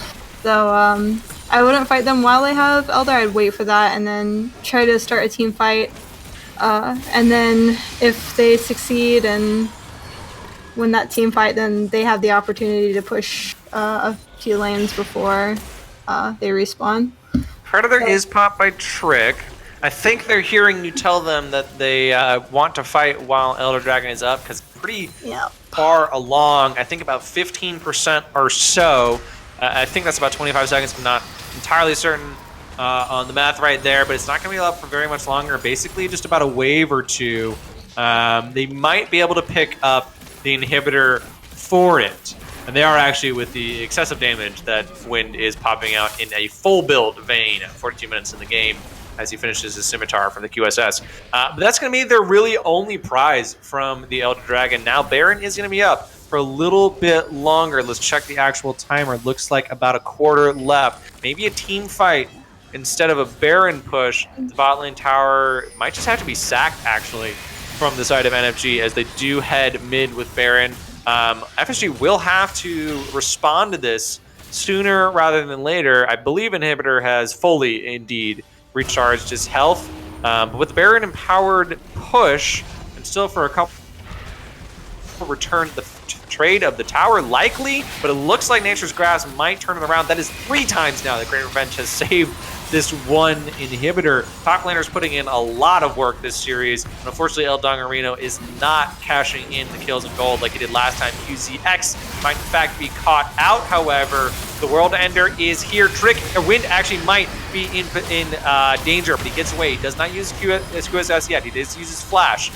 World Ender keeps Twilight Mole alive, and a Petrifying Gaze does hit 2, as well as a knockup onto Wind. Wind is still alive, though, but Trick does take down 21 Love. Shut down for Wind as well. Wind is looking forward. Flash forward from Chris Meister as well to clear out another kill, a double kill for Wind. Finally, he's getting his kills in instead of Chris Meister. And TP in the bot lane from Chris Meister to try and push this a little bit more forward. Sneaky is Johnny and El Dongarino. Not sure they're going to want to continue this, though. Base trade probably not in their favor. In a 2v5, El Dongarino does decide to back it up. 30 seconds left on 21 Love.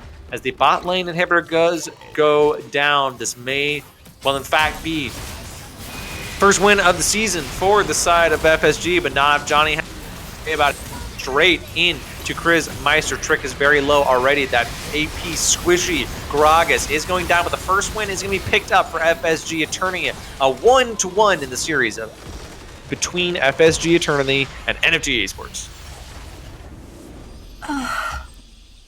Yeah, so I'd like to point out in that last fight, Alistar was constantly on the Morgana and the Vayne, and that was really good, but his teammates wanted to try to take out Gragas and Grave Revenge instead, and I think that's where that last team fight really went wrong. Like, it was really well executed from Alistar, but you just didn't have the follow-up to really take out that Vayne and take out that Morgana and then switch your attention over to the tanks.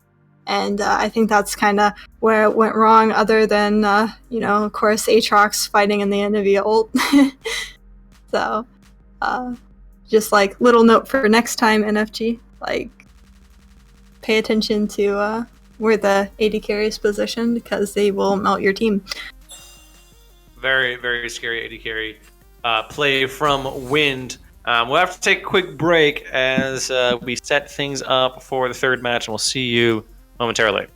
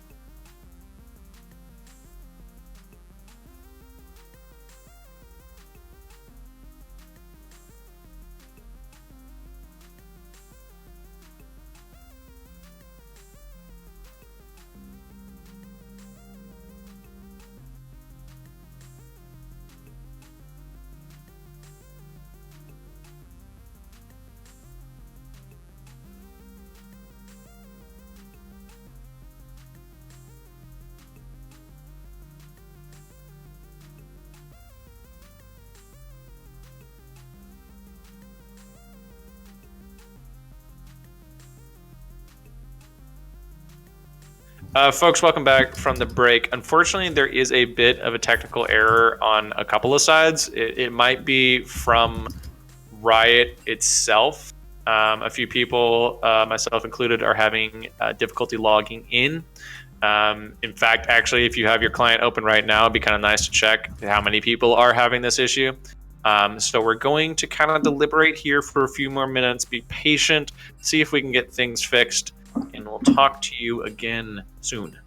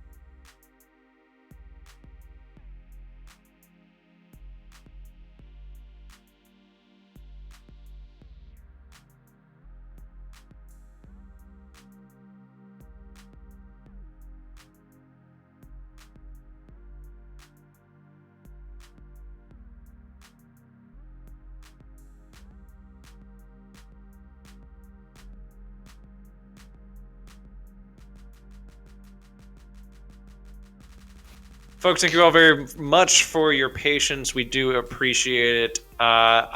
We are under the impression that a fix is in the works and should only be a few more moments. Basically, the answer is that we're not going to cancel the broadcast. We're not going to reschedule the game. We just need a few more moments to kind of finalize things. And then we will be in draft. Thank you all very, very much, and see you soon.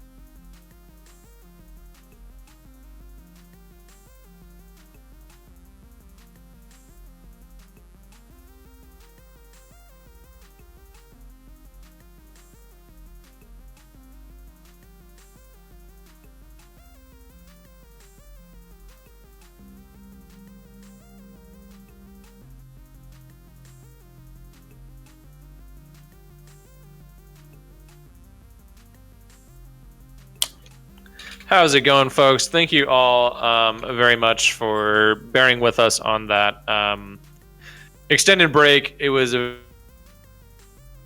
annoying issue, but I think everyone should be solved. Everyone should be good to go. Teams are readying up, and we should be dropping into draft here pretty soon. So Quasars, let's get back into the swing of things. Let's get the hype going back again. It's been a pretty long time. So can you run us through a little bit of what happened in the previous two games? Yeah. So first game, El Dongarino played Poppy and completely demolished FSG. No, I'm kidding. He didn't completely demolish them. It was pretty close, but he did get a bit out of hand in the mid to late game. So they did have some issues dealing with him. Didn't have too strong of a team composition to deal with that accordingly. And then second game comes around and they're like, "Yo, let's pick up Maokai for this Poppy." And El Dongarino couldn't do too much against that Maokai because she dashed into the bushes, and then it would be an unfair trade as his saplings kind of came into play.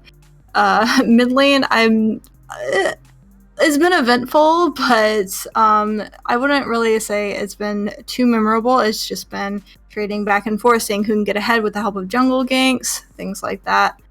And Johnny has made his presence well known across the map. Trick has been helpful, but I wouldn't say he's been as out there as Johnny has. Especially first game, we see him coming in with all of the Rengar plays, and second game with the Rek'Sai pickup. He's constantly dashing into team fights and knocking people up. And although in the second game, he couldn't really one-shot people as he did with the Rengar, he was still making his presence known in team fights for sure. 21 Love had decided to go with the Cassiopeia AP carry in the second game. And honestly, I probably would have liked to see him on an actual AD carry more so than Cassiopeia in that second game. But he did, poke some people down in the early game. It's just when the late game came along, he was having some issues with that as well. And, So, let's get in this third game then. I like the concise report. Appreciate it. A+ on the assignment. Thank you. However, for this third game, we do have a Cassid and Kaleo Sejuani ban from FSG and a Nivea and Alistar ban, and I've confirmed that third ban is Illusion once again. And so far, things are totally different from NFG as they pick up the Tahm Kench and the Lee Sin. Very different drafts every single time, actually, from NFG. Did they elect to be on red side this time? Or is it just round robin? I thought they were on red side last year. Now we actually go by the schedule, so whatever is on the left side of the schedule gets blue side first game. So and then it goes that way through the entire season in both conferences. So it's just a bit of So teams are in 5 blue starts, 5 red starts. So it's even, but it's kind of just randomized depending on how we place them on the schedule, basically. Okay, that makes sense. I for some reason I thought that NFG was on the red side last game, but I guess it's just been too long since the previous game. But the previous game, they did have a Morgana, they did have a Gragas, they did not have a Scion though, but another big smack around tank in the top lane for the side of Grave Revenge. Do you have both junglers and both supports? Do you just have both top laners shown at this point? I do notice that they ban Scion in the first 2 games, but the one time they don't, he decides to grab Scion. So I think that's definitely a comfort pick on his part, which is why they wanted to ban it so bad. So he'll actually get to play Scion, which I'm pretty excited to see. With the Gragas we did see last game, I don't think that he was too present, and well, I wouldn't say present, but I don't think he was doing as much in team fights as the Rek'Sai was, but we saw some really good Gragas ults that just messed up positioning on the other team, and that's what we're looking for when we see a Gragas get locked in is just like those ultis that will mess everybody up on the other team, throwing, supports over walls where they can't get to their AD carries, things like that. So I do like to see the Gragas again. I would like to see tanky Gragas more than AP Gragas, though, because I don't feel as though he was doing as much as he could have been doing on that AP build. It did feel like outside of a couple choice ults, as you mentioned, he kind of was just ready for, Johnny or 21 Love to pick up an extra kill, basically, because of how squishy he was. I worried that having the Maokai and now the Cyan is kind of letting him think that he doesn't need to go that tanky. As we see a Cassiopeia, Poppy, Yasuo, and Kaisa banned from both teams in that order. Not wanting to go as late game this time, it seems like. And it was Malzahar actually picked up by NFG for their pretty stalwart, I guess, mid laner, trying to kind of hold things down a little bit more than make some plays on the Aatrox, if I am not mistaken. And Sivir actually picked up from NFG, so still going for these later game carries, including the Cassiopeia. The Kai'Sa we saw, we've seen Sivir, we've seen Vayne now. Definitely wanting to make things go later and later in the game. Illusion, of course, was banned, but no real Ezreals or Draven or anything really lane bully-esque for the bot laners. Right. Now, I do like Sivir just in general. Especially against the Morgana, that's gonna help her out. Won't get snared, hopefully, if she's using her spell shields correctly. But the same goes for the Morgana. Like, she could easily, predict the Malzahar ulti and Black Shield, or, something along those lines. So, I think that, that was a good pickup in spite of the Morgana. But, I don't think that her late game potential is as good as the Jinx at all. So I do think as we get into like 30 minutes plus, the Jinx is really going to start picking it up, in the Sivir not so much. But I don't think that, the Sivir's not going to do damage. It just won't be as much as the Jinx. Yeah, no, I totally understand. It's actually the Talia that I'm kind of raising my eyebrow to coming out of the side of FSG. Very, very protect the carry kind of comp coming out of NFG. Lee Sin, by the time Sivir is ever online, will be pretty seriously offline. But with the Malzahar, Tahm Kench, and Shen, they're really looking to keep 21 Love alive as long as possible, kicking as long as possible, and throwing shurikens, probably not called that, as many times as she possibly can. 21 Love, I have mentioned, I've heard a lot of whispers about his skill as an ADC in the league, so it'll be interesting to see a team composition drafted almost entirely around him. But on the other side, FSG is supposing that Gragas is a little bit tankier. They have a much more diverse damage profile, much more, actually very map-aware kind of team with the Scion, Talia ults, and Gragas and Jinx running around the map as fast as they can as well. We should be popping up the actual draft here pretty soon, so that we can start to get into the game. How do you feel about these teams? It is game 3, of course. I mean, this eased down to the wire. Not gonna lie, I do like FSG's team comp more. But I think that really it all comes down to execution. So if NFG can play their comp better, then I think that they should have this game. But if not, then I 100% is going over to FSG. I think it just depends on, do they know their champions? Do they know how to work together as a team? Do they know how to work together with other champions? Things like that. And of course, vision control and objective control are big ones too. You had projected NFG to win. Yes. And I do want to remind you, you said it was a 2-1. Yeah. I am going to give you this shot to change your prediction if you would like to. Ooh, do I want to? I mean, I bet points on NFG to start off with. So caster bias is what you're saying. No, I'm not saying caster bias. I'm just saying, like, if I changed my mind and, like, I'd be right on stream if FSG wins, but if I change my mind, then, you know, I still get points, and if NFG wins, I mean, either way, Well, like, I I'm will still say winning. the fan vote is behind you. 67% of the fan vote did go to NFG, while only 33 for FSG. That means literally 2/3 of the fans are backing your decision in the 2-1 for NFG, potentially including yourself as well. We should be getting things finalized. Very slow draft coming out of both these teams. I just realized we're only on the mid laners right now. It's almost like pro draft slows things down, but that's okay. I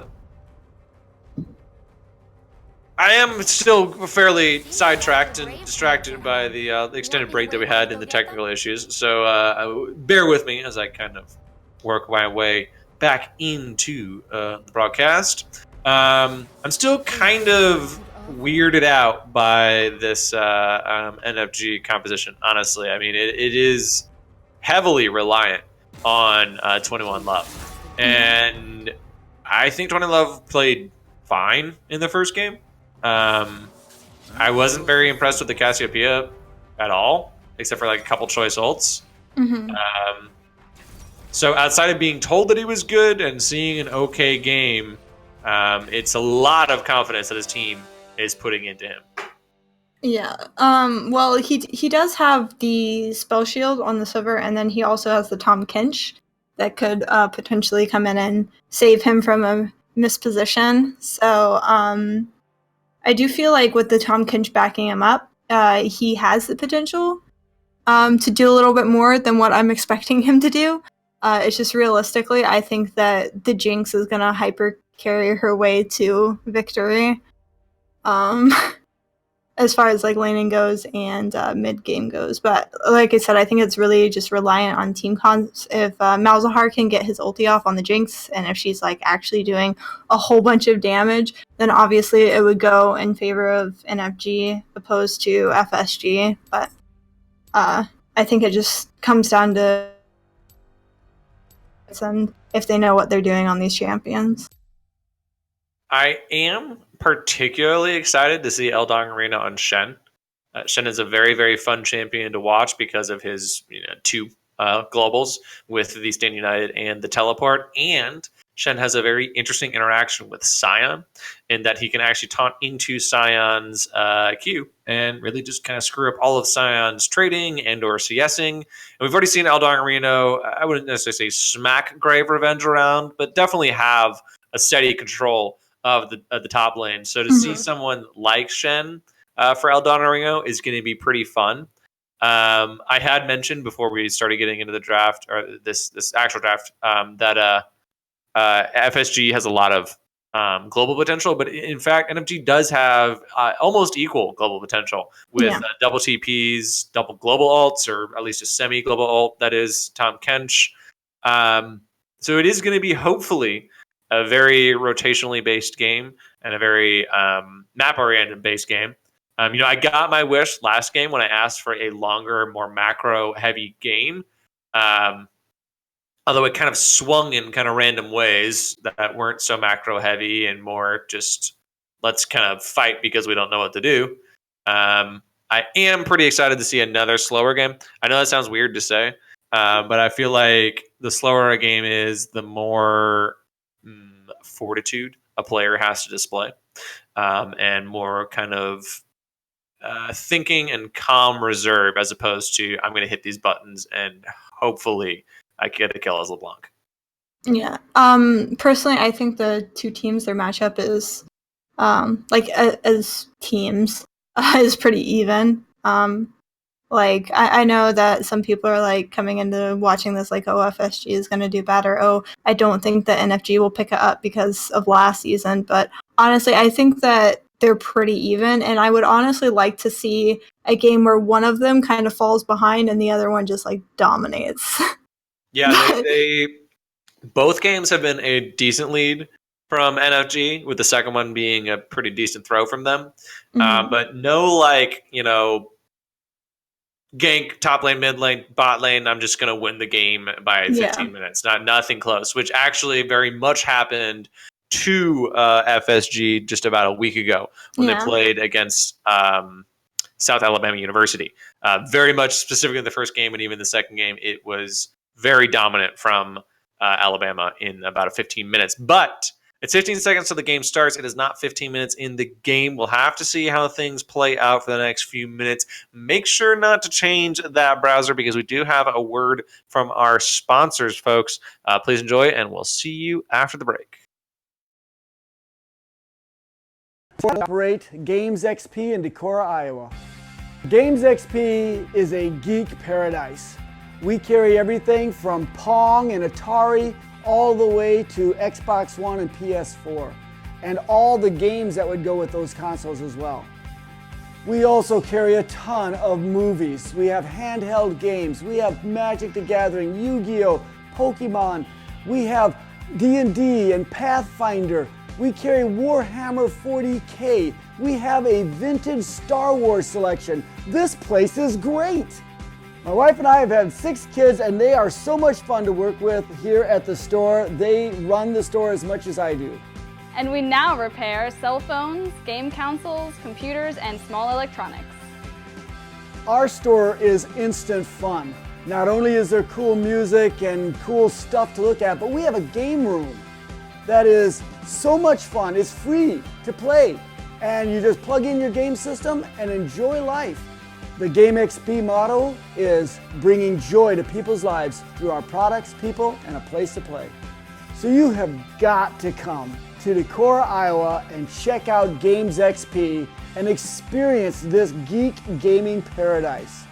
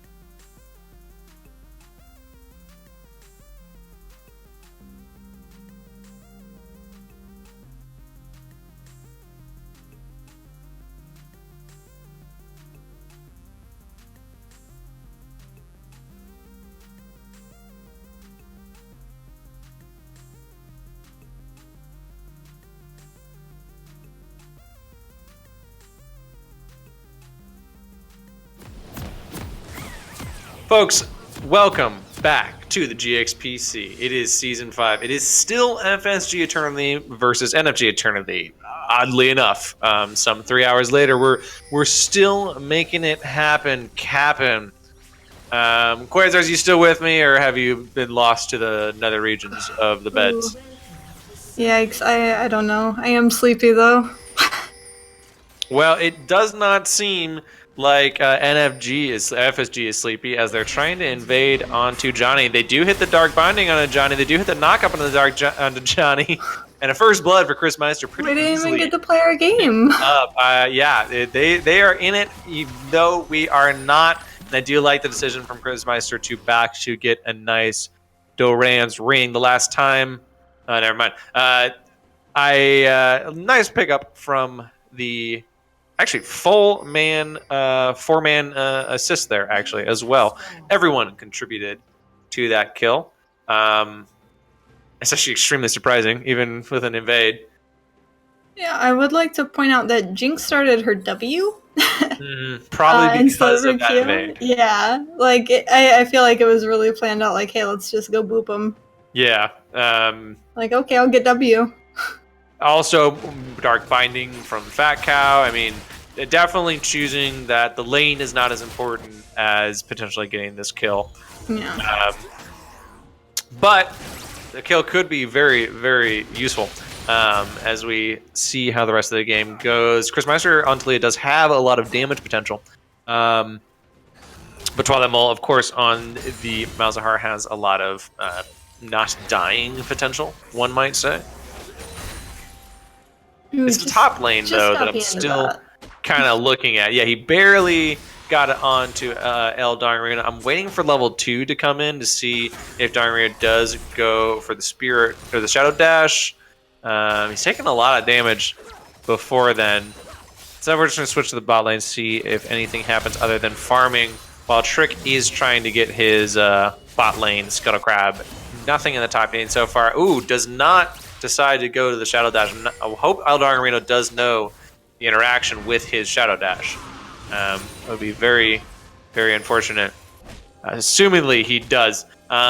Trick, and a lot of these junglers have started with Sweeper first, as Johnny and Trick are kind of dueling it out. But both the mid laners are here, although Johnny's extremely low. Here comes El Dangarino as well. Nice taunt on to Trick. Might be enough damage.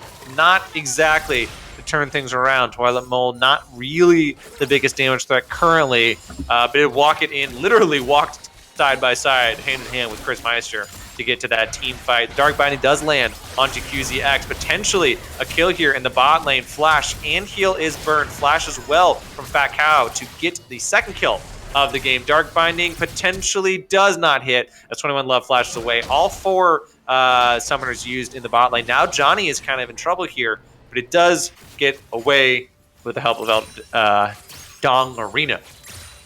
Lots of boops.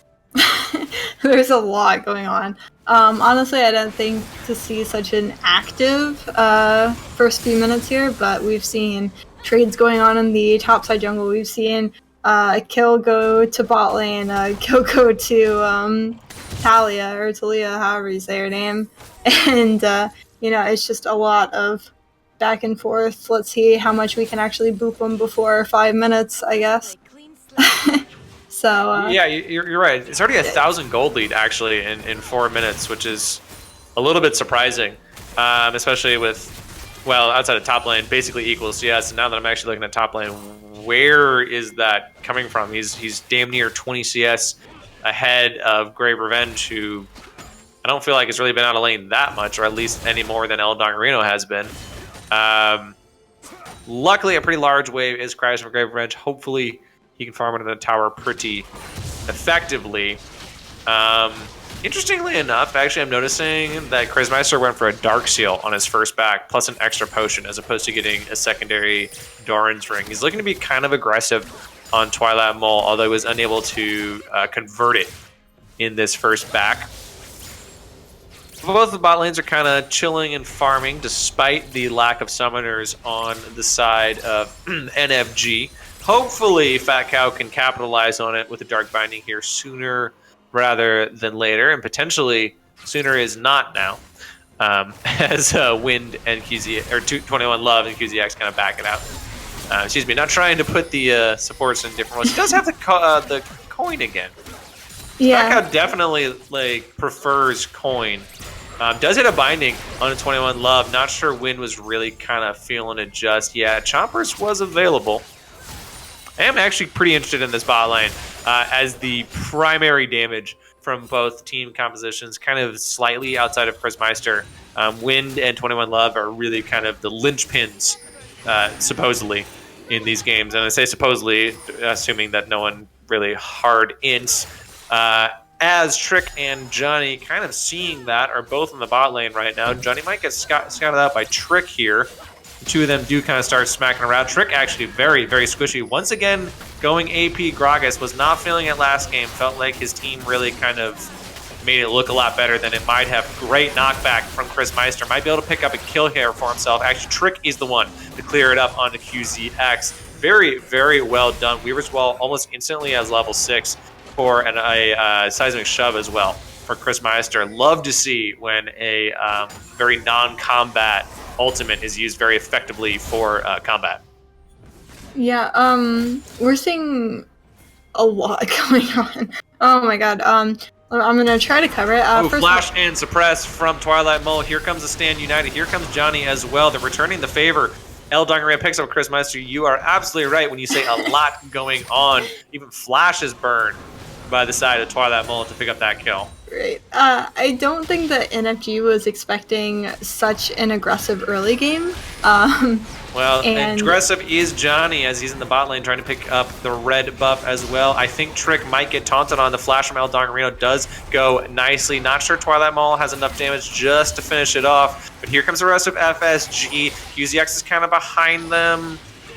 I think they just kind of get the red buff and maybe potentially walk it out. Who knows actually what's going on anymore as Johnny does pick it up, but El Dongarino might be left out. Here comes QZX as well. He does commit his Ignite. Dongarino is a little bit too low. Fat Wind does walk it out. He does have heal left. He does pop it while stunned. Unfortunately, Johnny misses it.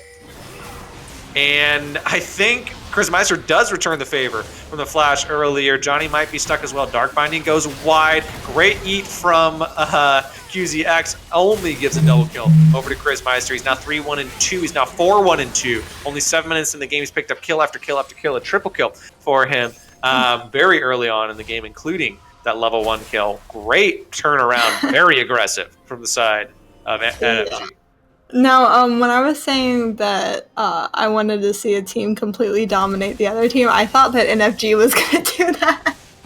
So I'm actually a bit surprised. I didn't think that FSG would play as aggressively as they have been. Like, we saw them walking around in the enemy jungle just because.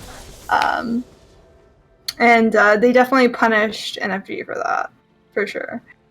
Yeah, it was very well timed, especially, I think Trick had recalled and then returned back to the fight. It lasted so long. I mean, I kind of understand the earliest aggression, but then they just kind of all in for, I want to say, a red buff. As Eldringa might get caught here, but actually does walk it out. And actually, I almost want to say as well, I want to say twice, that Chris Meister no, he did not use Weaver's Wall. It would have been still on cooldown. But somehow he got killed at the beginning of all that and made it back to literally where he got killed to pick up a kill on the man who killed him.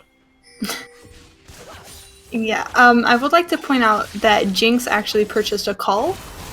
I realized that earlier, but there was just so much going on that I couldn't bring that to light. Like, we did talk about the Talia getting her Doran's and her Darksteel, but Jinx Dark Binding and Chompers on to 2. Double root pick up from QZX. Try and get them out. Not enough mana left. I like Cole. You know, personally, I'm not nearly as skilled as Wind or 21 Love, but I do play ADC almost. I'm definitely an ADC main, and it feels very, very bad to play Stormrazor, and just even a little extra gold plus a seismic shove from Chris Meister might make things feel a little bit better. The cask does knock away Twilight Mole's ultimate, but he gets most of it off. The suppress almost completes. Trick picks up his 3rd kill of the game. Trick and Chris Meister are really kind of running train right now, as Wind is really stepping up as well after the previous game, feeling so confident. He has a bit of a lead. Here comes Johnny, but a flash out really quickly from Chris Meister. I think the shield was also committed to keep himself alive. Let's see if Johnny sticks around. He might get himself stuck. And actually, Rare Revenge, as you mentioned, might really be a Scion main. He is looking so much more confident, so much more stalwart against Dongarino than he has in 2 previous games. Yeah. I do feel like the top side has definitely like shifted over time. Like first game we saw El Dongarino completely dominating, and then after that it was kind of back and forth. And then Maokai was able to get ahead later on, but now we really see Grave Revenge shoving El Dongarino into that tower and punishing him for the small mistakes. So I think it was just a matter of a comfort pick that was lacking in the top lane. Interestingly enough, I had not seen him play a single tank until this second game. So I started seeing him play at least 2 Aatrox games. So I was kind of already expecting him to be a kind of carry top, and I'm very impressed with his Scion play and his Maokai. I mean, he held that mid lane inhibitor for, what, 40 minutes solo at times? Very, very confident as he goes on to El Dongarino as well, who is going to try to taunt into him. There's a great trading window that Shen does have with this full combo, but unfortunately Grave Revenge is really tanky, but he actually backs it out. Great flash from Johnny to try to get the unstoppable retreat out, but a flash away from Grave Revenge to finish things out. Actually, Grave Revenge might be returning his Chris Meister, uses the Weaver's Wall to get back up. TP actually stand united to try to get out of there potentially, but it is knocked up from Grave Revenge. We were just mentioning how more confident he looks on the Scion, and already he's putting a lot more work into the team, as well as Chris Meister looking very nice on this roaming champion. Not a ton of early game roams from him in the previous games, but now he's gone over and over and over again. Now bot lane might be in danger as Trick is coming in. He gets the explosive cast into the wall onto double. The ultimate committed by Fat Cow is going to knock down 2, but it looks like 21 Love does return a kill. Win gets 1 kill as well. Back and forth fighting in the top lane as well. Grave Revenge does kill El Dongarino. I believe Win is going to be able to clean up this kill. Double kill finally for him. Top lane tower is potentially going to go down. Bot lane tower is going to go down. Winning both lanes at the same time is FSG, turning a completely different team than in the previous 2 games, and actually the previous 2 series. Yeah, FSG has definitely shown a lot of improvement just from the first game. And look at that, they're trying to get some objective control as well. Normally we'd see NFG trying to get this dragon, but the bot lane has taken it upon themselves without their jungler to go ahead and snatch this dragon up before Johnny could come and contest it. He's not even bot side. Sorry, go ahead. I was just going to say they have a lot of vision control as well, opposed to NFG. Like, they not only have objective control and lane control, but they're now getting vision control as well. Yeah, you're absolutely right. They have a lot more control, especially on the bottom side, but it does look like QZX wants to kind of contest that a little bit. I was just going to mention that is the most proactive I have seen this FSG Eternity squad be ever. They won 2 lanes at the same time and got Dragon. Only their 3rd or so Drake this season so far. Very, very good turnaround. Maybe the break is exactly what they needed to kind of collect themselves after that win. It was a hard-fought win and not a very decisive win in the previous one. So maybe they just need some time to kind of think things over. Maybe they just need time in general to kind of chill and relax as Johnny is trying to turn things around. Flash forward from Twilight Mole. Does get the suppression onto Trick. Trick's very squishy, this AP build, but QZX is actually not very tanky as well either. Actually, amazing body block from El Dongarino keeps his support alive. El Dongarino is unbelievably successful on these tank players despite being a little bit farther behind this game. It would have been a pretty easy trade kill for, I believe it was Chris Meister, maybe Win, to pick up that kill onto QZX. Looks like Grave Revenge wants to kind of keep it up. He does not have the Unstoppable Onslaught, but they're looking for their 3rd tower in potentially under 15 minutes, excuse me. The binding does land onto Twilight Mole, and he's going to go down to, I guess, the Desecrated Soil. The 3rd tower is going to potentially go down. Not sure if they're going to have just enough. QZX does bring the cavalry back in. That might be a little bit far for Grave Revenge to be. Let's see if Johnny wants to commit. He does have, at least if does not want to go for it just yet. Back and forth fighting from both teams right now. It looks like NFG really wants to slow things down, but FSG is still putting on the gas. Yeah, if FSG can keep this lead, then this should be maybe 25-minute game tops. Which is exactly what we were looking for. Yeah. But yeah, I do feel as though NFG is trying their best to contest. It's just right now, since there was virtually no laning phase, really, everybody just got ahead really early. I think that, FSG is going to continue to dominate, and it's going to be really hard for NFG to come back. No laning phase is definitely something I'd like to say once more. I mean, it is incredible how fast this game is ratcheted up.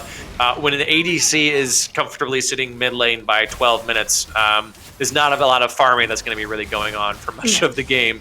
The Rift Herald pick up Shelly in the pocket of Trick. The second time he's actually gotten this series, and you could drop it immediately mid lane, was actually what I was going to finish my sentence with, because of how low that tower is. It's 3 outer towers in 16 minutes. Very, very strong control coming out of the side of FSG, who's trying to get an extra kill on a Twilight Mole. He's already died 3 times this game, and a great seismic shove once again from Chris Meister. I need to see him on Talia again. This is actually a completely different player all of a sudden, who has picked up another kill. He's 5-1-6, 3-2-6 is Tricks, 4-1-7 is Wind. As Grave Revenge is feeling he's going in, Chris Meister picks up another kill. He's now unstoppable.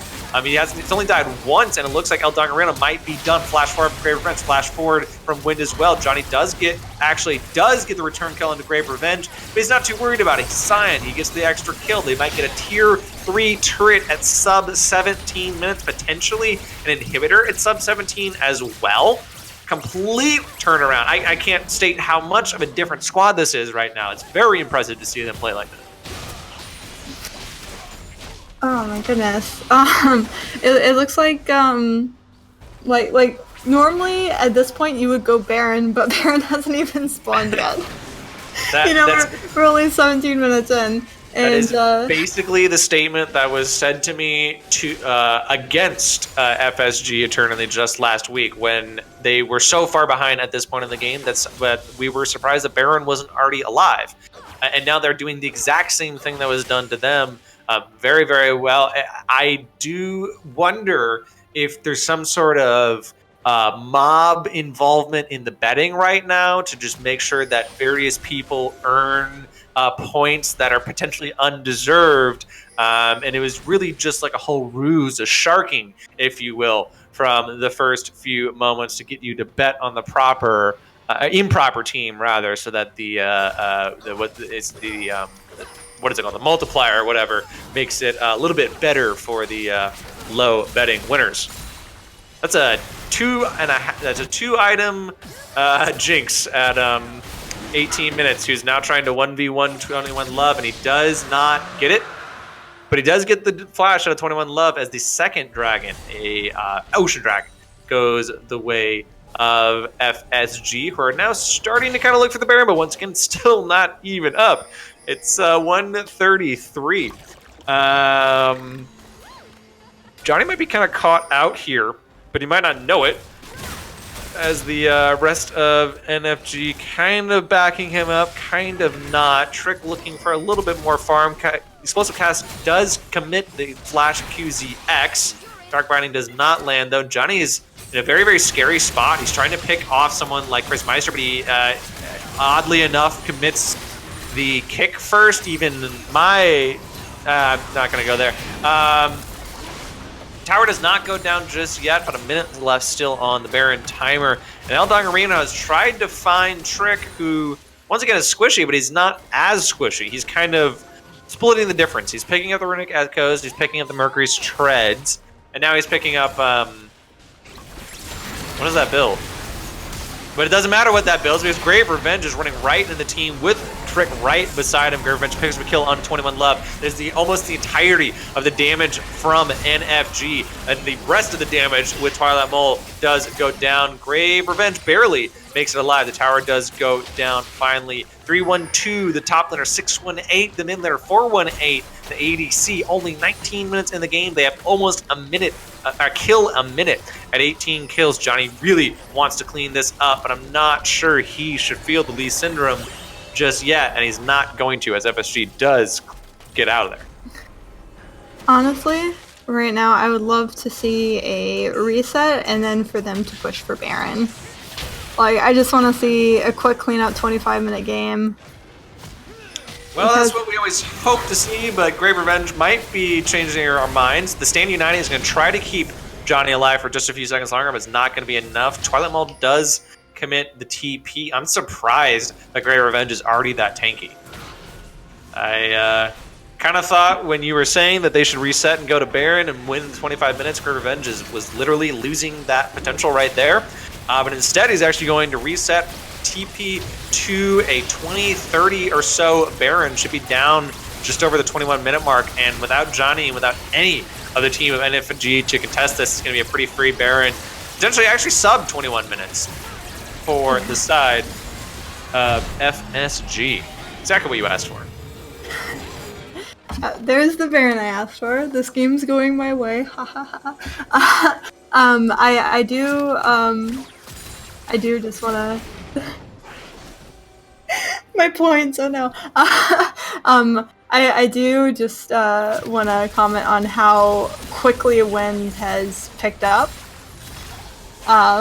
And the fact that they were able to back in the enemy jungle and reset like that and go get Baron as quickly as they did. Kudos to FSG for that one. But I want to see like one big team fight. Binding does land on the QZX, might take him out. Eldon has to return in just to keep his team alive, but he's going to get himself killed for it. Wind picks up a kill. Grave Revenge picks up a kill. Trick picks up a double kill potentially, unless the first one went over to Chris Meister. Almost a perfect ace for literally nothing. Johnny's running out of his own base. The inhibitor spawns at the absolute wrong time, but they are going to be able to pick it up pretty easily. Johnny is going to be chased once more out of his base, and a 22 potentially and a half-minute game is what we're looking at right here, as Grave Revenge is basically just having his fun with Johnny right now. They're taking it the safe way, and actually a forfeit does come out of NFG, a 22-minute game. Very surprisingly, coming out of FSG. I would love to give you a second to break down, but unfortunately with our technical difficulties and something like that, I'd rather just kind of get a quick, get your idea of who our MVP is, say hi to them, and move on from there. I'm sorry, I just think that it's a little bit late in the night. I honestly would love to have Wind pop in here. I think Wind did a really good job on the Vayne, really good job on the Jinx, and the third game here definitely carried his team. He didn't do terrible on Silver either. It was just unfortunate that they got so behind, or not so behind, but they were losing as many team fights as they did. I would rather say than get behind. So definitely I would give it to Wind. Okie dokie, let's see if we can see what's up with Mr. Wind. I'm nervous. Wind, how's it going, brother? It's okay that you're nervous. Welcome to the GXPC interview table. I don't know if we ever met. My name's Hickory. With me is our color caster, Quasars. She's going to be running through a few questions with you. First of all, congratulations on a very hard-fought win. It's your first win in the season. Thank you. Definitely deserved it. Do you have any just really quick thoughts about the series before we get into it? It's my first time playing in a big series, and I'm just honestly here to have fun. I'm having a lot of fun.